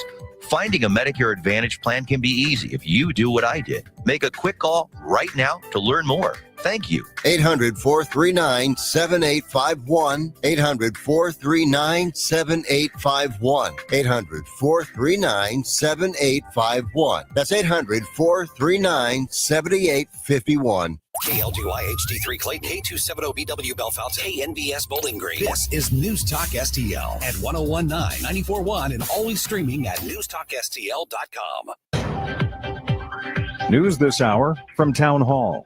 I'm Greg Clugston in Washington. New details are emerging from yesterday's talks between President Trump and Ukrainian President Zelensky about a peace plan aimed at ending Russia's war against Ukraine. Volodymyr Zelensky says that the United States is offering Ukraine security guarantees for a period of 15 years as part of a proposed peace plan with Russia. Zelensky says he would prefer an American commitment of up to 50 years to deter Russia from further attempts at taking Ukrainian land by force. Zelensky told reporters that without security guarantees, realistically, the war would not end. I'm Lisa Dwyer. Coming up this afternoon, Donald Trump welcomes another world leader to his Mar-a-Lago resort in Florida. He'll be meeting with Israeli Prime Minister Netanyahu as they hope to boost a U.S.-brokered ceasefire in Gaza, which is facing challenges as it looks to move into a more complicated second phase. A winter storm is packing blizzard conditions and dangerous wind chills. Cody Snell at the National Weather Service says that's causing treacherous travel and power outages in parts of the upper Midwest and along the Great Lakes. In addition to the winds, these strong winds moving across the Great Lakes, the warm lake waters clashing with the cold air moving over top will produce heavy lake effect snow across portions of the Great Lakes, including downwind of Lake Erie and Lake Ontario, specifically into portions of New York State and just south of the Buffalo metro area. The United States has announced a $2 billion pledge for UN humanitarian aid. The money is a tiny fraction of what the U.S. has contributed in the past, but currently reflects what the Trump administration believes is a generous amount. Shortly after taking office, the president slashed funding for U.S. foreign assistance. Wall Street stocks are lower. More on these stories at townhall.com. Mike Gallagher here. Christmas is in the rearview mirror now. If you're anything like me, you're looking at the calendar thinking, okay, what's January going to look like? Let me give you some good news. You can start 2026 ahead instead of behind. My friends at Fellowship Home Loans are still offering one of the most helpful programs I've ever seen. You can refinance your home, lower your monthly payment, and this is the big one, you can skip your next 2 mortgage payments, 2 full months with no payment. That's real breathing room after an expensive December. Maybe you don't want to refi, but you need access to cash. Well, Fellowship now has a fixed rate line of credit. Approval is fast, the rate never changes, and you can use it to clean up those holiday bills or take care of something you've been putting off. I've used Fellowship personally, so has my family. I trust these guys. Before the January bills hit, go to fellowshiphomeloans.com/Mike G. That's fellowshiphomeloans.com/Mike G, or call 800-510-MIKE, 800-510-6453. Fellowship Home Loans, mortgage lending by the book. Nationwide Mortgage Bankers, DBA Fellowship Home Loans, Equal Housing Lender, NMLS number 819382. This hour of News Talk STL is brought to you by Stifel, serving investors for over 130 years. Contact your Stifel financial advisor at stifel.com. That's STIFEL.com. Are you ready to take a totally tubular trip down memory lane? Join us for the ultimate 80s and 90s trivia night, raising funds for the Nick Schroer for State Senate campaign. Dust off your neon, grab your friends, and test your knowledge on all the classics, from mixtapes to sitcoms, boy bands to blockbuster hits, and maybe even some political questions. It's all happening Saturday night, January 31st at the Elks Lodge in O'Fallon, Mo. Reserve your table now by emailing nick@nickschroer.com. License number E2014A. Hey, it's good to see you. At Grasser Home Services, we're looking for happy plumbers to join our team. Plumbers who are polite, honest, and do the job right. And love dogs. They must love dogs. Plumbers who treat customers' homes with respect, care about the details, and show up on time. Know a happy plumber who's great with dogs? Have them call Grasser Home Services. Green is always Grasser at GrasserHomeservices.com. Serving my country required sacrifice that changed my life forever. I remember the day I came home. Because of my injuries, this house wasn't right for me anymore. I remember the narrow doorways, the small bathrooms, the shelves out of reach when in my wheelchair. Every day was full of obstacles. I felt trapped. I remember a better day. The day my family received a specially adapted custom home from Homes for Our Troops. That day changed everything. Now we have a safe and accessible home to enjoy the freedom I fought for. This place, our home, is exactly what we needed to rebuild our lives. Homes for Our Troops builds and donates specially adapted custom homes nationwide for severely injured post 9/11 veterans and enables them to rebuild their lives. Join our mission at hfotusa.org. This hour, The Vic Porcelli Show, brought to you by the Trolley Stop Bakery, the official bakery of The Vic Porcelli Show. You're listening to The Vic Porcelli Show. A 3-hour tour, a 3-hour tour. The weather started getting rough. We squeeze in a dry hump day under partly sunny skies.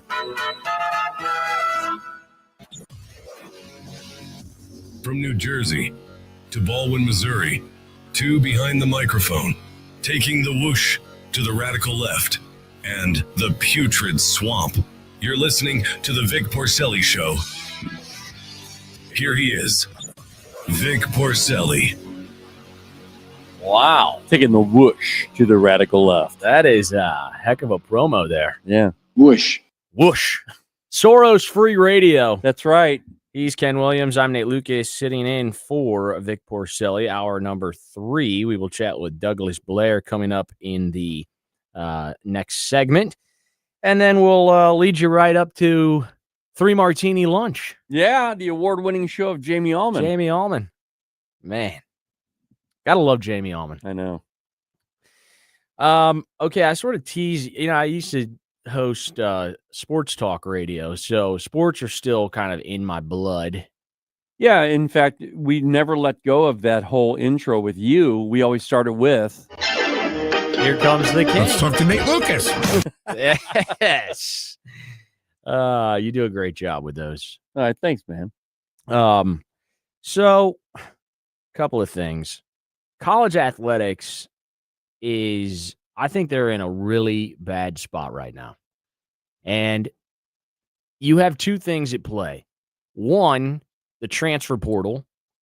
And 2, you have name, image, and likeness, which has just completely gone off the rails. So when name, image, and likeness was sold to the American public, I think they did so in a logical way. I thought they made their case. Why should an athlete not be able to use his fame, social media clout, whatever it might be, to go get a marketing deal with a company? Yeah. If NewstalkSTL wanted to sponsor an athlete, I think that should be perfectly fine. We are long past the days of student athletes. Right. Where we'll give you free room and board. Yeah. And basically it's like pennies on the dollar. And I get why they wanted to start the NIL and all this, the portal and all that other stuff. It is going off the rails, Nate. I gave up on NFL. I really did a few years ago. I mean, I don't even know. I couldn't tell you who's playing, what teams are playing. When Casey, I was the closest I came to watching football was Patrick Mahomes and KC. But even then, I was not invested. You know what I mean? With college sports, I went to Mizzou, and college sports, I've always been a big fan of. And especially now that the Mizzou, I'm just hoping one of these days they'll earn their keep in the SEC, and just become a powerhouse. That's my goal. That's what I want. But now even I'm in fear of this whole thing just putting such a bad taste in my mouth like I did with the NFL. I think that's fair. The problem right now, there's unlimited transfers.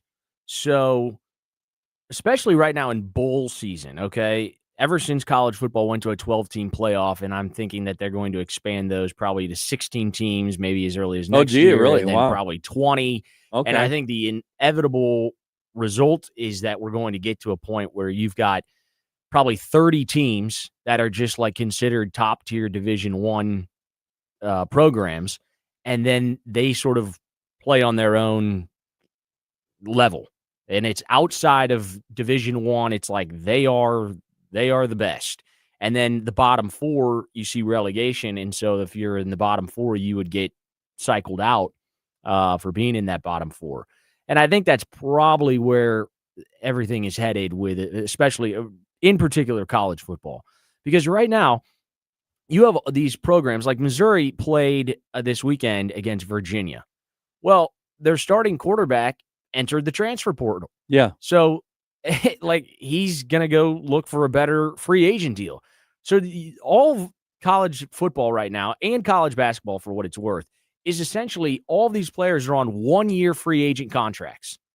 And instead of thinking that NewstalkSTL would go out and sponsor the athlete, now boosters put money into an NIL fund for the university, and the university has like a $20 to $25 million payroll. Wow. That then they shell out to their student athletes. And tell me that's not going to expand. Oh, it's majorly. absolutely going to expand. But how can, let's just look at a program locally, Lindenwood University.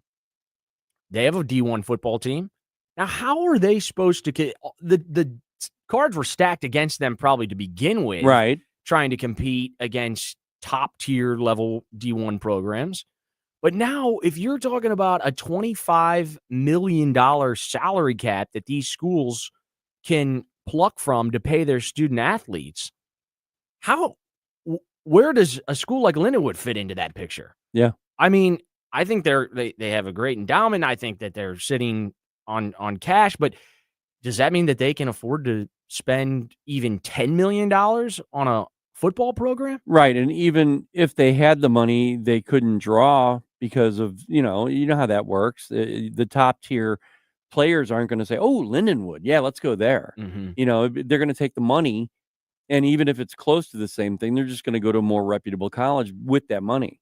So I just think it's invited this whole cycle of college students who go play, football, and they're millionaires, but then their allegiance to that program is only for a year before maybe they have a great season and they're like, well, now I'm going into the transfer portal and I'm going to go see what I can get on the open market. See that what you just said right there, the allegiance to that team. We're going to lose the feeling of camaraderie. You're going to lose the feeling of being all for one for all on a team effort, because you're going to have everybody coming in new. Think about that. If it gets to the point to where people aren't even playing in these bowl games, have never played together before, and it's not even a team effort anymore. If you're outside of the top 12 right now in the playoff system, and you're just in let's call it the Cheez-Its Bowl or the Pop-Tart Bowl, or name the bowl. Pop-Tart Bowl was pretty fun, though. It's not bad. It was pretty. They had the trophy actually pops tarts. I mean, that was pretty cool. It's got some built-in entertainment because of the yeah. mascot and everything. I mean, the Pop-Tart Bowl. But you have to really look into those the transfer portal, because the team is unrecognizable from the last time that they played, because they've had so many players opting out that are going into the transfer portal. Yeah. So it's frustrating, because I think there's so much pageantry in college athletics that differentiates it from professional athletics. And right now, there's no allegiance between players, school, and fans. Right. It's there for a year. And then, if you can't find the money to buck up and pay your starting quarterback $2.5 million, well, that quarterback's going to sail on to greener pastures and go make the cash. I mean, it's crazy to think that you've got college athletes who are getting paid, in some cases, more than starting quarterbacks in the NFL. And I understand what they were trying to do originally, to try and keep some of the top talent to stay in college for an extra year, because they were leaving. I mean, if you remember before the NIL and all that, they were just taking off and go to the pros because they wanted to make the money while they could, right? And then so the colleges said, well, look, we've got a scheme here now. You can make $2.5 million in 1 year as a student. I mean, that's crazy. But if it were just name, image, and likeness, and you were getting independent contracts for your stardom, yeah, that's great. Yeah, that is unbelievable. You go get as wealthy as possible. But when you add in the element now that the schools are just directly paying the players through money that they're absorbing from their booster donor class, this is beyond the wild, wild west. You are just now, it's a frenzy. And I don't necessarily feel bad for the NCAA, because they sort of made their bed and now they're line in it. Well, that's what I want to ask you is where did this start, that part there, that portion of it where, because this is the first that I've ever really heard of that, where they have a fund now. It's almost like you're able to pay them through this fund. I don't even remember that being a thing. And that really, I think, damages the whole situation now. Well, so much of it is that it was litigated. So once lawyers saw that the gates had opened on players getting paid, now all of a sudden they're going after the institutions and saying, all right, well, wait a second. How much money are you making on this contract from ESPN? How much are you making on this contract from CBS? Oh, okay. So you're making all of the tens, if not hundreds of millions of dollars in these conferences and these universities are getting paid out with their television contracts. And they're like, well, you couldn't necessarily get those if you didn't have the athletes, right? And so it's become this whole, everything is now litigated in the courts. And the courts have largely sided with the players. But in doing so, it's just created an environment where you don't even know what your team's going to look like in 2 weeks after the season ends because everybody enters the transfer portal. See, I like the idea of name and likeness and all that because they deserve it. If they're brought to that level to where people are buying their T-shirts or buying their jackets, their jerseys or whatever, then they should receive a portion of that money. I always go back to Caitlin Clark, man. She made the WNBA and then they stomped on her. They were so jealous of this one person, making all the money or raising the ire of everybody in the WNBA, and then they destroy it because they didn't like her. But that was her though. That was her. She created all that just through her performance. I think that college players should be able to do that. But you start getting into this whole money thing where you've got corporations involved. And why not just create a new sub-professional league? Well, that's basically what they've done, whether they like it or not. And that's why I think in the next 10 years, you'll see. I mean, we've already seen these mega conferences. The SEC has well beyond just Missouri and Arkansas going. Now they've got Texas and Oklahoma. The Pac-12 is basically dissolved. They've mostly joined into the Big Ten. So I think as these mega conferences grow, that's sort of the direction that at least college football appears to be headed. However, we have a clip. John Calipari, who is the head men's basketball coach now at Arkansas, a longtime head coach at Kentucky, he spoke openly about this recently at a forum in regards to the transfer portal, and it's gaining some traction. Let's hear what he had to say. So I say to you, if a kid transfers 4 times, is he going to graduate from that school? There's no way. You can't graduate.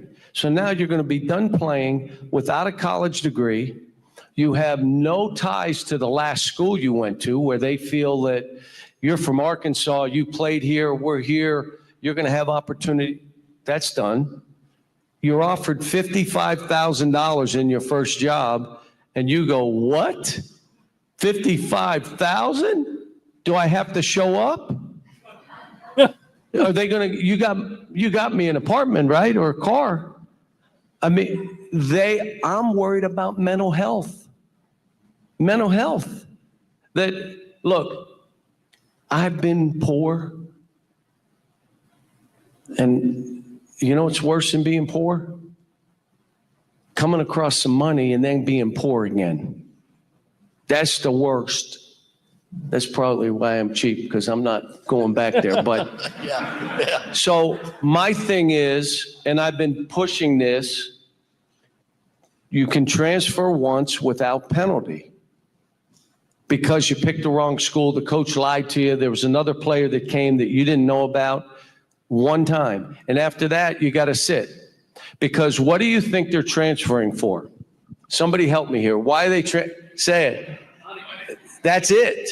It isn't because they're mad at this or that.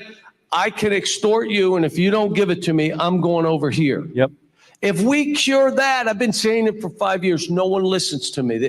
My dog, I call him, he runs the other way. My wife doesn't listen to me. No one listens. If we cure the transfer. That's good.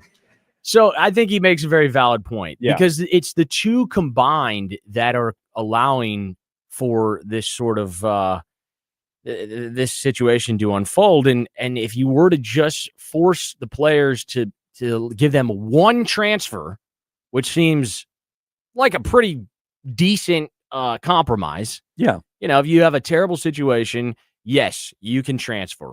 Or perhaps I'm sure they'll figure out a way where you get that one transfer and then you can apply maybe for a second transfer if it's something heinous or a coach leaves. I think there should be, certain guardrails in there that does provide protection to the player. I think if your coach leaves, which already is the case, you have an open end to go seek a new place. I totally agree with that one. Yeah, because that's a lot of these players, they go because of the coaches and the system. They might find out when they get there that, it's not what they said it was going to be. So I need to transfer, and here's the reason why. What's happening is we're losing the soul of the team. We're losing the camaraderie of the team. That whole team effort thing. I think we're losing all that, and I think that's the whole really the main part of the reason why originally they had teams in the first place.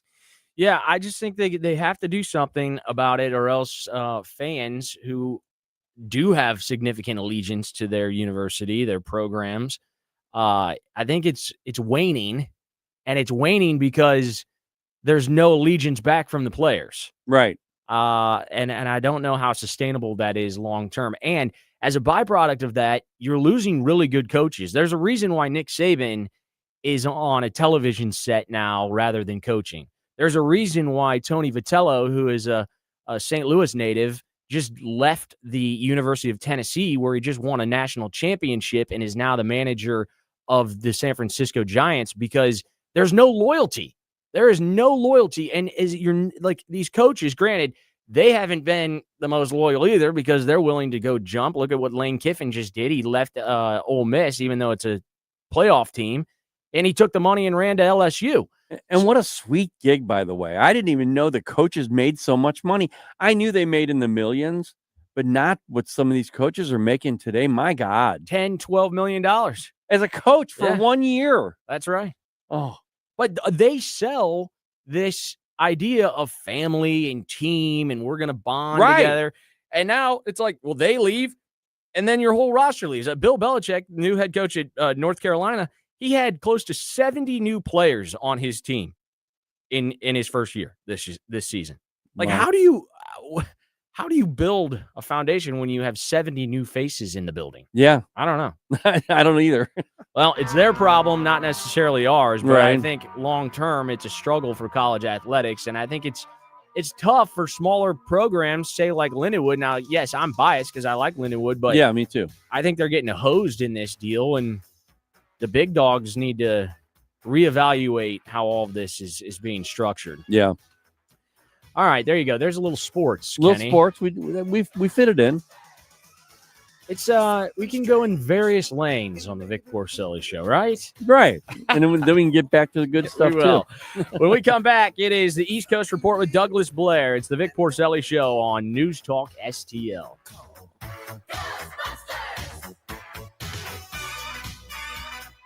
Stream the Vic Porcelli Show at Newstalk STL. The Vic Porcelli Show. We demand a lower work week, 32-hour work week. Very well, we'll give them shorter hours. We'll start by cutting their lunch hour to 20 minutes. Made in St. Louis for St. Louis. It's Newstalk STL. I think we should be able to have a civil conversation. The news and talk that matters to St. Louis. This conversation has completely made me crazy. This is complete insanity. Newstalk STL. This is Larry Connors, and my favorite sandwich at Capriati's is a Philly cheesesteak with peppers. Sweet peppers, but sometimes hot peppers. I love Capriati's, and so will you. Open 9 to 9 daily on Manchester at McKnight in Rock Hill. It's more than a rebellion. When your teen is slipping into drugs or alcohol, when social media and pornography consume their time and their mind, when depression and even suicidal thoughts cast a shadow over your home, as a parent, you feel powerless. There is hope. At Turnabout Ranch, troubled teens step away from the chaos and into a clarity of nature on a working cattle ranch. care for horses, learn responsibility, build trust, and rediscover purpose. It isn't theory, it's real work, real therapy, real healing. Families from across the country have found transformation right here, just when they thought hope was gone. If your teen is struggling with addiction, harmful online behaviors, even weight management, call right now and get the help you all need. 800-219-2494. 800-219-2494. 800-219-2494. That's 800-219-2494. Uh-oh, Brad's buzzed. Oh, yeah? Yeah, he's starting with the woots. Good thing is, he knows when he's buzzed. Know your buzzed warning signs? Call for a ride when it's time to go home. Buzz driving is drunk driving. A message from NHTSA and the Ad Council. If you have a phone, you have a radio. Wherever I'm at, home, car, wherever. Download the all-new News Talk STL app. If you have a phone, you have a radio. Just the convenience on the phone. Streaming live on the mobile app. Love the new app. And listen anytime. Everywhere. Anywhere.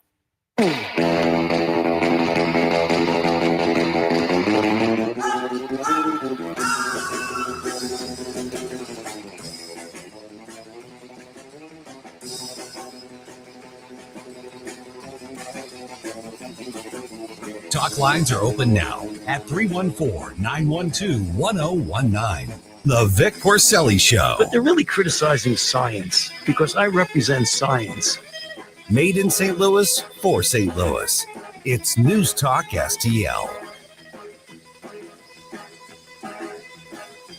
Welcome back, 11:26. Vic Porcelli Show on News Talk STL, leading you into 3 Martini Lunch with Jamie Allman.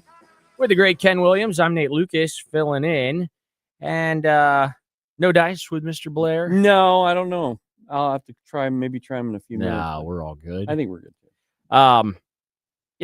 This is now starting to get some traction. Probably once, people return from the Christmas week and you start getting back into normalcy, more and more is being covered on this Minnesota fraud.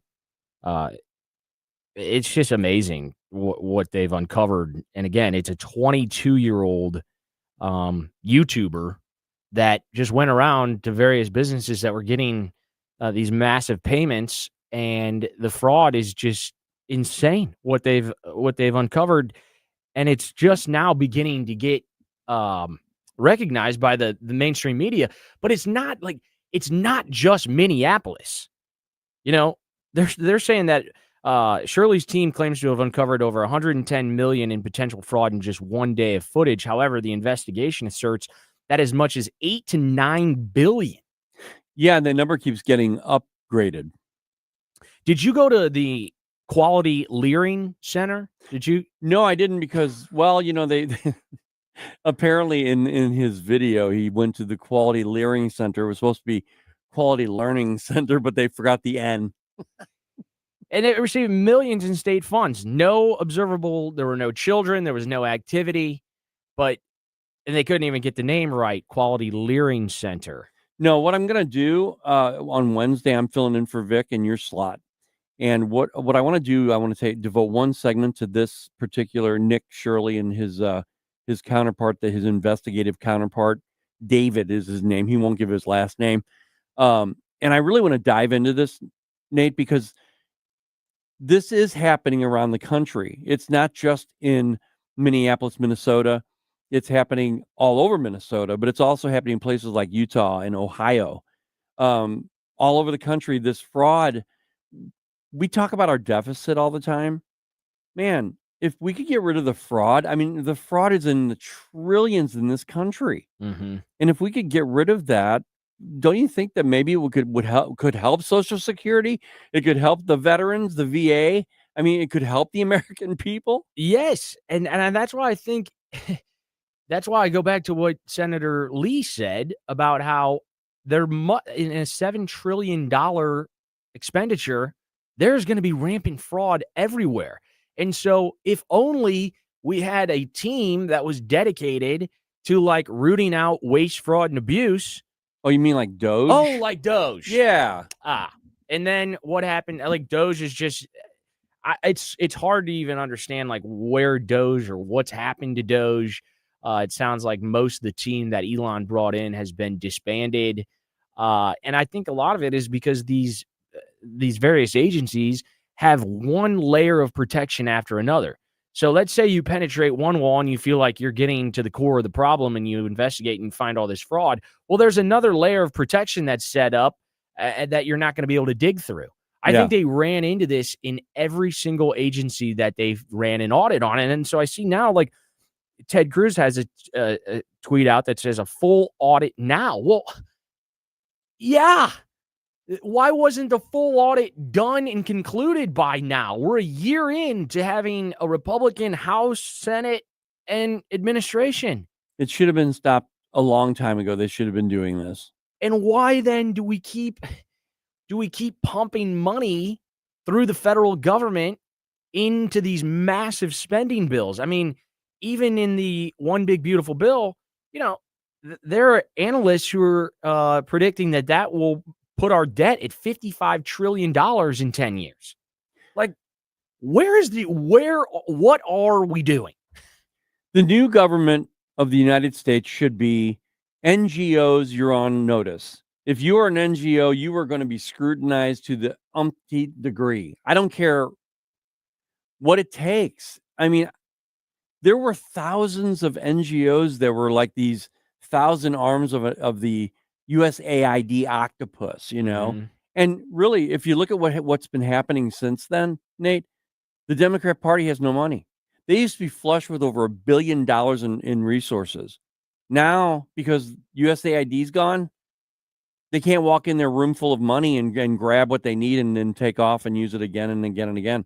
Now they have to actually hand paint their signs in the protests. You got George Soros still, who's funding a lot of this stuff, and other organizations like that, but they don't have the NGO money anymore. And you can tell that makes a big difference. Yeah, well, cut off the funding. It changes Just everything. cut it off. Just cut it off. And quit telling me that you want to eliminate the administrative state and then you keep funding it. Yeah. That is the worst thing that Republicans can do, and they haven't stopped doing it in 1 year of being in the majority. And that is so beyond frustrating. There's nothing I can do to get a leftist lunatic back, in between the lines. There is still some hope that you could get a Republican to possibly govern as a fiscal conservative. It appears harder and harder, but my goodness, they all talk about it. And then this was so frustrating to me. But when the government shutdown was entering, day 30 and day 35 and day 40, there was an ultimatum given because the SNAP funding was going to run out of the emergency fund that they had set aside for SNAP. Now, the SNAP program, which is really food stamps, grew from 19 million people in 2019, which is still too many, but whatever, 19 million. It's over 40 million people. Right. 43 million people. So suddenly all these people are disabled. That's right. In 6 years, that ballooned to 43 million people. And yet you had Republicans left and right, including leadership, standing in front of podiums talking about the necessity to reopen the government so they can fund food stamps. And the thing is that these are temporary hand up, leg That's ups. what it was meant to be. Right, but they're using it as generationally now. And that's one of the big problems. Let's go into Minnesota for a second. I mean, you've got a 22-year-old guy who contacts a guy he's worked, this man, David, by the way, and we'll cover this deeper later, but he lives there. He lives within the areas they're talking about investigating, and he sees this stuff going on. He said, I looked at, 22 different child daycares, and none of them have kids in them. Now, Nate, I don't know about you, but if I worked for the state, and these are child care facilities that are using they're violating certain regulations. Okay, they're doing things that are not good for kids, and the state knows this, by the way. So instead of going in and investigating, saying, well, it might be a good idea to go and investigate so kids don't get hurt, they give them more money. They keep giving them money. You had state workers in Minnesota being whistleblowers, like whole groups of people. And Tim Walz said, no, that's no big deal. And he would create retribution against them for even opening their mouths. And the federal government should get in there and fix this thing. But do you have any faith that they're going to? No. And therein lies the problem, is that they talk a big game. You will see every Republican tweet out today about the fraud in Minnesota. And it just, the disconnect is like, stop tweeting about it and go investigate the fraud and put people in jail and go deport like 500 Somalians in Minnesota while you're at it. Like that's what needs to happen. Yeah. And I want to 500 million, but you get what I'm saying. No, yeah. And I want to Wednesday. I want to really go into this with audio. I want to talk about and show you exactly what these guys went through. It will make you so angry, but you need to hear it, because I honestly feel that even if the mainstream media does talk about this, they're not going to really give you the story. They're not going to give you the full story of what we're going to do here on Wednesday. And as a side note to all of this, you're going to start to see, I mean, Tim Walz has already come out and said, we should have been keeping Minnesotans more up to speed on what was happening. Well, what were you doing, doofus? Yeah. I mean, this was all unfolding right underneath your watch as governor of the state. And the best response he had, remember, at one point, he removed the state of Minnesota's flag from behind his desk in the governor's mansion and replaced it with a Somalian flag. Yeah. Now, what more? They're just, something is wrong and off with these individuals, and it's hard to not think that it's all by design to try to just take down the United States of America from within. Ilhan Omar, for what it's worth, has seen her net worth grow to $30 million. Yeah. And on a salary of $170K. And it has to do, if you go into, and we don't have time to go into it now, but if you go into how it all happened with her husband and her and his business, you see, oh, okay, there was something like $1 billion that went through with different contracts within his company. Well, there should be a big red flag there, but there's not. And that's, I think, where they need to look, because these people, you have state workers that are saying, hey, there's a problem here and nobody's doing anything about it. A 22-year-old went in and he sees that there's a problem, and now they're going to start looking at it. Come on. Yeah, it's backwards. They should be looking into it to begin with before they maybe appropriate the money that goes to these states that are totally rigging the system and stealing taxpayer dollars. Yeah. And, tweets alone are just going to make it worse. Right. Stop telling me that you care and then not doing anything about it. Yeah. But, we're going to take care of it. That's a problem. I love it when Tim Walz says, I take full responsibility. Those people need to be incarcerated. That's right. Those people. And, oh, my goodness. It just drives me insane, because you're going to hear how Republicans will tell you, well, you have to vote us back into office because we'll do it next year. Right. We'll investigate the fraud next year. Just reelect us, please. Yeah. What good are you reelecting if you don't do the thing that you need to do? Do it. I know I sound like a broken record, but they're just so frustrating. And I don't know. They need to figure it out. Perhaps they'll have to lose to get there. Right. Maybe. And that's very sad, because the alternative is garbage as well. We will step aside. It's 11:38, rocking and rolling on a cold Monday in St. Louis. It's News Talk STL. Stream the Vic Porcelli Show at NewstalkSTL. The Vic Porcelli Show. Don't. Go! Made in St. Louis for St. Louis. It's News Talk STL. Colombo and Company. Join us every day for conversations with a wide variety of guests as we keep you informed and up to speed on all the important news and headlines you need to know.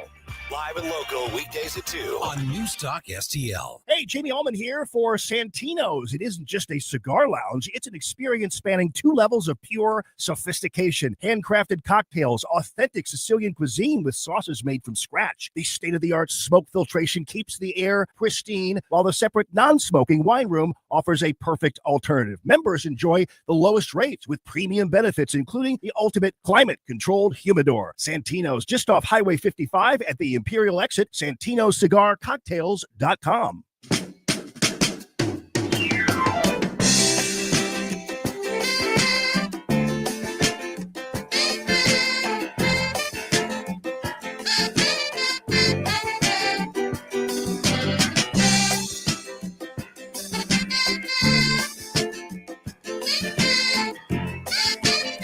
Talk lines are open now at 314-912-1019. Just behind the bridge, he lays her down. He frowns to my life. Hey y'all, this is Killer Bees, world famous comedian, part-time swimsuit model. You are listening to my brand new best friend in the world, Vic Porcelli. It took him minutes, took her nowhere. Heaven knows he Killer Bees. We had him in the studio. He's a comedian. He was awesome. It's great that you get them to record those one-liners too. I know. You gotta use your friends wisely, especially when they're here. We need to get some. Yeah, while you're here, we need to get some from Nate. I have to go through my agent. Oh, that's true. Yeah, we'll have to go through a couple chains of command before we get to the Nate audio. That's right. No, you and Vic are supposed to come up to Washington D.C. at some point and do the show. That's what we want to do. Seriously. Maybe wait till springtime. Yeah. You can come with all the tourists. To cherry go look blossoms at the cherry blooming. Blossoms. You have, it's like, have you seen the cherry blossoms? No, my wife's been to DC. I've never been. And I really want to. They really are spectacular, but you got to catch them when you can because they are gone in like 2 weeks. Yeah, that's like the redbud tree in my front yard. It's so amazingly beautiful for about 5 minutes. The petals on the flowers are just so light that as soon as the wind picks up, they just all turn to dust. Yeah, it's got to be pretty, though. It is very pretty. Yep. And it's the 250th anniversary of America. That is amazing. This is the year to go, man. Yeah, on my way in this morning, I heard there was a little tidbit. Brian Kilmeade was talking about the FIFA World Cup, which will be in America. Yeah. And how cool it would be if Team USA actually put together like a run. And on the 250th anniversary, like the birthday, for them to win the World Cup. Maybe it's all rigged. No kidding. Now, did you ever, the comparison, though, for them to put together a world-class team like that, that's going to be quite a lift. Yeah, considering how they haven't been able to do it in decades. Well, it's just a different league, man. These players, these teams that are around the world, they're not your professional soccer American team. They're another level, man. I played soccer 8 years, and I just got to tell you, these guys they're good. They're really good. Oh, it's like totally different. You watch, say, the Premier League versus like MLS. Yes, it's a different sport. It really is. And I'm not trying to like throw shade at the MLS. I mean, No. It's cool that St. Louis has a team, and I love it. I think it's stadium's great. awesome. But like the level of soccer is very different. Yeah. But are they still selling out? Do you know at City Park? Are they? I'm not sure about that. I know they've had a couple rough years. Yeah. So Well, the first year was so exciting. They Yeah. made it into the playoffs, lost to Sporting KC, unfortunately. But the last couple of seasons, I don't necessarily think have been all that hot. But they also, the payroll discrepancy is pretty extreme. They're like one of the lowest payroll teams in all of Major League Soccer. Well, you get what you pay for. And then they kind of ticked me off. There was like a fan, I guess, who had a MAGA hat on at the game. That kind of turned me off too. Threw him out. Yeah. They apologized, I think. And Soccer is pretty liberal. Okay. But you know what? They always talk about, well, we're just in love with everybody. We love everybody. We love you. Unless you're MAGA. Yeah. And then get the hell out of here. No, sorry. It doesn't work that way. You would think that they had like a sponsorship deal with the LGBTQ mafia. Right. I mean, you go to the games and they got like flags larger than life that are promoting all of that. But yet a MAGA hat That can't have that. No, that's the wrong flag. The wrong one. Yeah, you can only wear MLS approved flags.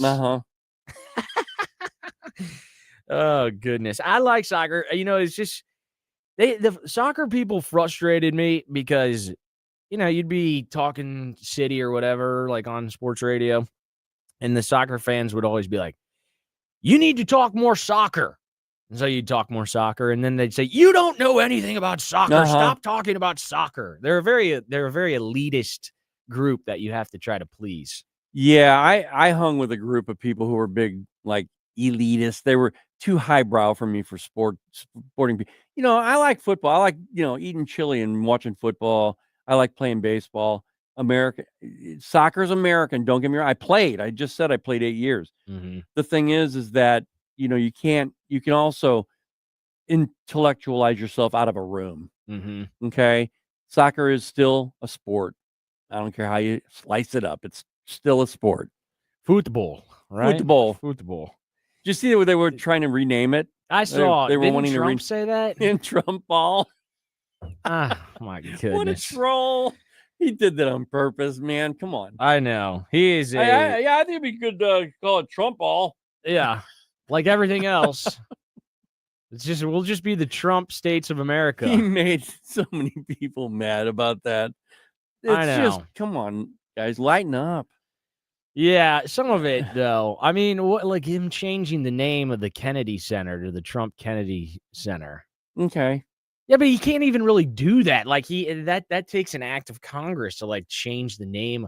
I personally believe that there should be no politician name on buildings. Like all these house buildings, you got Rayburn, you got Longworth, you've got Cannon. We had the Hoover building for a long time, right? The Hoover building is the FBI. On the Senate side, you got Hart, Dirksen, and one other. It's like all these politicians. And then there was talk about renaming one of them, like the John McCain building. No. Why do we glorify these politicians? Right. They're literally just human beings. If you cut them, they bleed. They're not that popular. They're not that cool. And they already got the platinum health care. They got the platinum pension. Let them have that and go away. I mean, if that's the case, but no, not on the buildings. I agree. And then, you learn of how many of them keep like their Secret Service protection well after they're done. Thank goodness Trump has gone in and like stripped most of these people and their clearances and whatnot. But we have to stop. They're not celebrities. They are public officials that work for us. Right. They're supposed to be working for us. I was just going to say. One of the speaking of Obamacare, I know we're kind of going all over the place here, but one of the most damning questions that ever gets asked is in, say, like a Senate or a House hearing, and the witness just asked bluntly back to the politicians, like, "Well, if Obamacare is so great, why aren't you on it?" Right. It's kind of a fair assessment. Have you ever asked Eric that? I believe we have the option. Oh, do you? Yeah, which I know is bad optics, but then again, no Republican has ever voted for Obamacare. That's why it's so funny that you got like 4 individuals in the House and moderates in the Senate who are like, "Oh yeah, we need to extend the COVID subsidies. Yeah, please. Obamacare is this great thing." Yeah, and again, it's a simple question. If it's so great, then why aren't you on it? Yeah.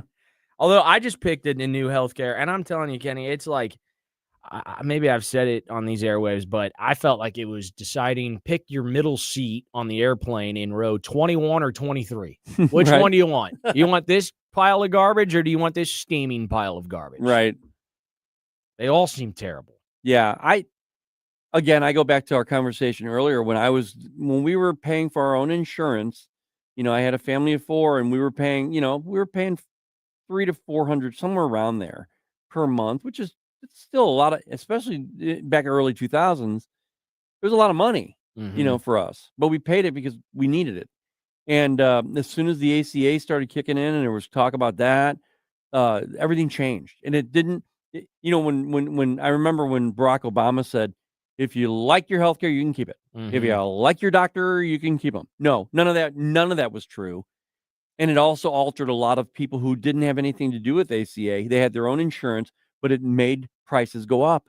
It made everything go up for everybody. The one thing about if you like your doctor, you can keep your doctor, obviously a lie. But I don't think that anyone under the age of like 60 has some like personal relationship with their physician. You know? That used to be a thing. Like, oh, I really like my doctor. Why do I care? I mostly, if I'm sick, I don't even want to go to the doctor. I just want to do the online, the virtual doc. Yeah. And then the 24-hour urgent care. How about this? Send the prescription to the pharmacy. And that's all I really need. This like whole relationship with your doctor, that is an outdated thing. That is dead. The problem with what we had, it wasn't so much we lost our doctor. We lost him, but it was because we couldn't get to him. I mean, it became a situation where I used to be able to call my doctor's office, and if I needed to get in there, I could get in there within that day, and sometimes even that day. But now I can't even. I have to schedule 6 months in advance to see my primary care doctor. Wow! Now the primary care doctor at 6 months. Yeah, no, I can actually go in probably next week to one of their. What do they call practitioners? Yeah, nurse practitioner. Yeah, nurse practitioner, and that's fine. That's fine, but I have had since 1995 a relationship with my current doctor, and I like him. I mean, why should I have to not get? Because of the situation where he's so taken up now that I can't even see him really. Do you ever do the virtual doc? No, I hop on the video. I've never really done it, but I could do that. I mean. I try to take care of myself as much as possible. It's not like I've had any major stuff, knock on wood, but I can see where some people need to go in and see their doctor. Their doctor knows what they're about, what they've been through with them. You're young, so I know. I understand. The big thing. At some point, I'm gonna. This is bad karma. I'm talking to like. Well, we all get older, Nate. We all do. It is the whole thing. I've learned in the last. I've known, but. Since we've really dived in Congress to like healthcare and it's just so complicated. It is so big and so muddied.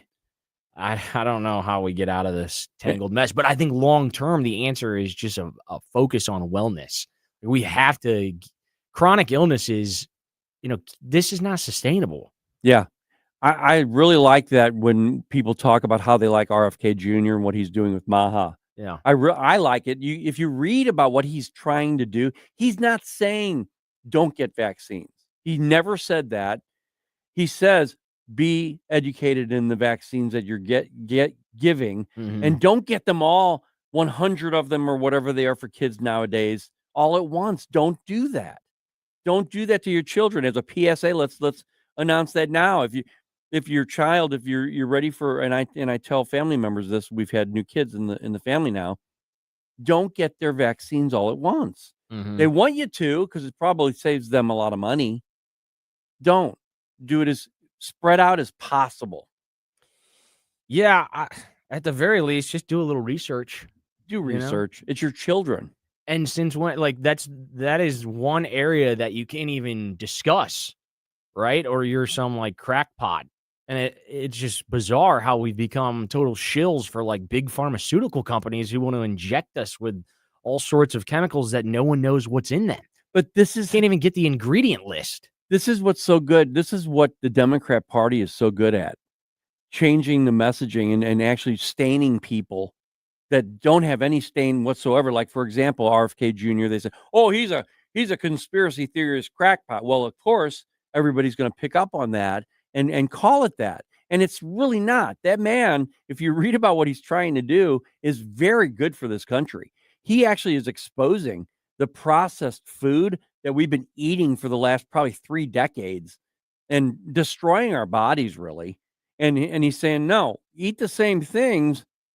But if you look back in the 70s, we ate the same things and we're not that big compared to what we are now. And it's because of the way they process this food and the additives that they put in them. It's really gross. We're just being poisoned to death by food money and big pharma. For money, dude. And look at RFK Jr. This guy's like healthy as a rock. He works out. He's in great shape. Yep. And people look at him And they're like, no, right. We don't want that. We can't have anything healthy. There was a judge who just shot down the food dye that they had implemented. So there's like a halt on that. The administration, I will say, is getting litigated to death by these rogue judges. But they are. Where's Congress? You could impeach these judges. I mean, they've had bills introduced to impeach Judge Boasberg, that radical rogue judge who puts nationwide injunctions in. I mean, and Nate, you are communications director for one of our representatives, and I'm sure he goes through this all the time because I know that Eric Burleson, he's probably in lockstep with what we're talking about at the moment. But there are so many different things that are wrong with that, and we need to address these things. And it has to get solved. I mean, we need healthcare. Mm-hmm. It has to get solved. So I don't know. We don't have the answers, but they're the ones who are in charge. They need to have the answers. Well, one thing I really don't like is when a very obviously overweight, unhealthy individual lectures me on how to be healthy or what I need to do to be healthy. Right. That is, and look at these politicians up and down both aisles. Like, right. They haven't skipped a meal in a long time, apparently. No. Yeah. A lot of lobbyist dinners. I just, if you really, I mean, there's some big numbers. Some really big numbers. Some big numbers out there. If you ever, and I'm not fat shaming. I'm just saying. No, but it is actually, what it is. I believe in fat shaming, Kenny. Well, you know what? I mean, you need to, sometimes it's called tough love. That's it. It's just, you have to do it. I tough love myself all the time. I'm trying to do it, and just read up on what RFK Jr. is doing. If you have questions about it, don't listen to the media, because the media is going to tell you probably the exact opposite of what his intentions are. The man, he's got a good heart, and he's trying to make us healthy. Now, I say all this, and now that I'm going to get frustrated because in January there is a big spike in gym goers. Yeah. And it lasts about, 3 to 4 weeks. Right. If that. And then the gyms become more manageable again. But boy, for about the next month, all of these hungry hippos in there. These gyms aren't that big. Well, and then you got gyms all over the place that oversell memberships. So it's like, oh my gosh, I'm paying this much and I can't even use equipment because there's too many people. But still, I guess it's a good thing if more people are going to the gym and being active and sweating. Yeah, just keep trying. I mean, if you fail, if you go in 3 weeks in and you're working out and maybe I'm feeling pretty good here, and then you step away again, go back. Yeah. Keep trying. Eventually you're going to get in there and you're going to stay in there for a few months at a time. Actually, I want to start swimming again. That's actually really good for you. Yeah. I've never been a big swimmer. Well, at my age, you can almost get a free membership at YMCA. So nice. I'm kind of working on that. There you go. You young people, Hey, this has been fun. Thanks for it was letting a great time, me invade the Vic Porcelli Show for a 3-hour 3-hour tour, man. Yeah. No, we appreciate you being here. Well, great job. I know you've been working your tail off getting guests for all the shows across Newstalk.STL and everybody else getting their holiday. You're plowing through it. So. I love it too, man. And hey, Happy New Year to you. Happy New Year, Kenny. Appreciate everyone. Have a great rest of your Monday. I'm Nate Lucas with Ken Williams on the Vic Porcelli Show. Stay tuned. Jamie Allman coming up next on Newstalk.STL. Tim Jones and Chris Arps in the afternoon. Louis Gohmert, he's a former congressman. Bob Gibson. Oh, yeah. Pitching for the St. Louis Cardinals in the World Series. And so I snuck my transistor radio in my shirt and had the little earpiece into my ear and tried to keep my head turned where the teacher wouldn't see, but was listening to the World Series in class. Tim Jones and Chris Arps, weekdays at 4 on Newstalk STL. If you turned 65 recently like me, it's important you find a Medicare Advantage plan that gives you the coverage you're looking for. But finding one can be difficult. The best thing I did, and I suggest you do the same, is call a licensed insurance agent and let them walk you through your Medicare Advantage plan options. There are so many benefits you have access to, so make the call now and let the representatives explain everything to you. Our licensed insurance agents can offer you a variety of Medicare Advantage plans. Plus, the call is free, the information is free, and there's no obligation to enroll. We're here to make it easy for you to select a Medicare Advantage plan that may work for your needs. Finding a Medicare Advantage plan can be easy if you do what I did. Make a quick call right now to learn more. Thank you. 800-439-7851. 800-439-7851. 800-439-7851. That's 800-439-7851. KLGY HD3 Clayton, K270BW Bellefonte, KNBS Bowling Green. This is News Talk STL at 1019, 94.1, and always streaming at NewstalkSTL.com. News this hour from Town Hall. I'm Greg Clugston in Washington. President Trump sits down with Israeli Prime Minister Benjamin Netanyahu in Palm Beach, Florida this hour. The two leaders plan to discuss the complicated second phase of the U.S. brokered ceasefire in Gaza. Yesterday, the president met with Ukraine's leader and declared that Ukraine and Russia are closer than ever before.